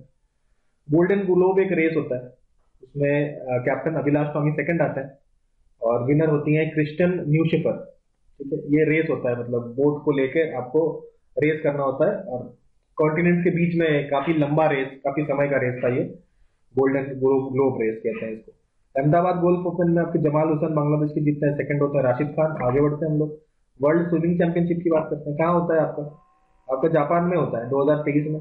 24 में होगा आपका दोहा कतर और 25 में होगा क्लैंग सिंगापुर, ठीक है ना। फिर आपका senior national table tennis championship में आपका मेल में आपका साथियन गणेशन जीतते हैं और वुमेन में श्रीजा अकुला। तो श्रीजा अकुला और आपके साथियन गणेशन कौन है भाई? नेशनल चैंपियन है टेबल टेनिस में। अच्छा, पहले एशियन आपका फॉल्स बे आपका केप टाउन में स्विमिंग करके क्रॉस करने वाले बनते हैं शुभम धनंजय वनमाली। शुभम धनंजय वनमाली पहले एशियन बनते हैं और 10वें व्यक्ति बनते हैं जो फॉल्स बे केप टाउन को स्विम करते हैं।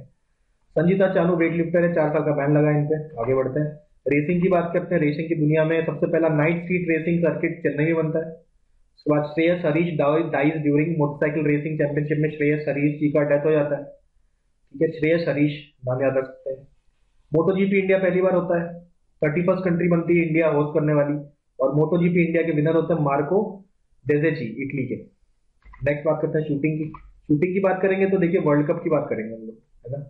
तो ISSF वर्ल्ड कप फाइनल 2023, उसमें गोल्ड जीतते हैं फ्लोरियन पीटर और ब्रोंज जीतते हैं आशीष भानवाला। तो ये इंडिविजुअल इवेंट होता है, फ्लोरियन पीटर जीतते हैं और ब्रोंज मिलता है आशीष भानवाला को। ये आपका शूटिंग वर्ल्ड कप, ठीक है। उसके बाद आप लोग, अब ये तो इंडिविजुअल इवेंट है ना, ठीक है। अब आपका टीम इवेंट देखते हैं हम लोग नेशन वाइज। IISF आपका राइफल और पिस्टल वर्ल्ड कप करता है, तो इसमें सबसे पहला होता है इटली, ठीक है ना। इटली को 2 गोल्ड के साथ नंबर 1 होता है और इंडिया होती है 5th, 1 गोल्ड 1 सिल्वर में। तो आपकी इवानिल वैलावेरियन गोल्ड जीतती है इसमें। तो वर्ल्ड कप जो राइफल और पिस्टल वर्ल्ड कप है, वहां गोल्ड मेडल जीतने वाली कौन है? एलिवानिल वालावेरियन। उसके बाद वर्ल्ड शूटिंग चैंपियनशिप आपका होता है बाकू अजरबैजान में, ठीक है। वर्ल्ड कप का होता था रियो ब्राजील में, और आपका ये आपका शूटिंग चैंपियनशिप होता है बाकू में। तो फर्स्ट चाइना, सेकंड यूक्रेन और थर्ड आपका इंडिया। 6 गोल्ड और 8 ब्रोंज के साथ आपका थर्ड पोजीशन लेता है इंडिया। तो शूटिंग चैंपियनशिप में इंडिया आती है थर्ड, वर्ल्ड कप में इंडिया आती है 5th। वर्ल्ड कप में गोल्ड जीतने वाले आपके बेलावेरियन है, याद रखिए। और शूटिंग चैंपियनशिप में आपने अभी 6 गोल्ड जीते, ठीक है।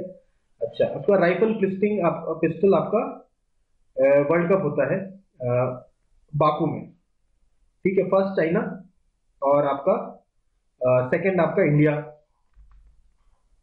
इसमें आपके सरबजोत सिंह और दिव्या TS आपका गोल्ड जीतती हैं। रिदम चांगवान एक्चुअली गोल्ड नहीं जीत पाती हैं, लेकिन उनका वर्ल्ड रिकॉर्ड हो जाता है क्वालिफायर्स में, रिदम चांगवान का। ये आपका rifle pistol world cup Baku में जो होता है उसकी बात है, उसमें इंडिया सेकंड होती है, इंडिया सेकंड रैंक इसमें आती है। तो ब्राजील वाले में इंडिया आती है 5th, ठीक है। नेक्स्ट आपका आर्चरी वर्ल्ड कप, ये तो आर्चरी में आना चाहिए था, लेकिन ठीक है यहाँ हमने कर दिया, थोड़ा मिस्टेक हो गया ये।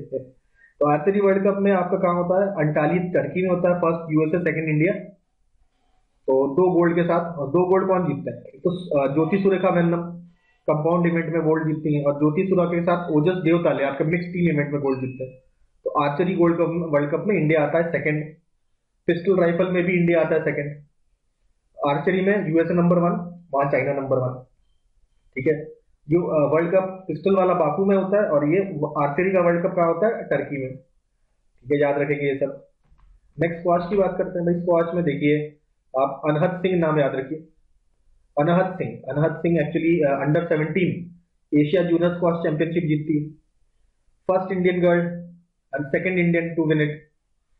तो आपका जूनियर स्क्वाश चैंपियनशिप जीतने वाली पहली इंडियन गर्ल और सेकंड इंडियन बनती अनहद सिंह। अच्छा, ये अनहद सिंह जो है youngest ever to win National Squash Championship. ये बात हुई अनहद सिंह की स्क्वाश में। नेक्स्ट टेनिस की बात कर लेते हैं भाई। टेनिस में सबसे पहले तो बात करेंगे हम लोग हमारे जो ग्रैंड स्लैम्स है। यूएस ओपन जोकोविक जीतते हैं। ठीक है, 24 टाइटल्स हो गए इनके। और कोको गाउ और यूएसए की है, ये आपका वुमेन्स जीतती है। डबल्स में, मेल डबल्स में याद रखिए रोहन बोपन्ना भी जीतते हैं। यूएस ओपन रोहन बोपन्ना जीतते हैं। उसके बाद विंबलडन की बात आती है। विंबलडन में जोकोविक नहीं कुछ कर पाते हैं, लेकिन आपके कार्लोस मतलब जीत नहीं पाते हैं, कर तो बहुत कुछ लेते हैं। ठीक है, सेमीफाइनल में पहुंचते हैं मेरे ख्याल से। ठीक है, चेक कर सकते हैं आप ये। तो मेल्स में कार्लोस अल्कराज जीतते हैं और मार्किटा वेंड्राउसोवा विंबलडन जीतती है।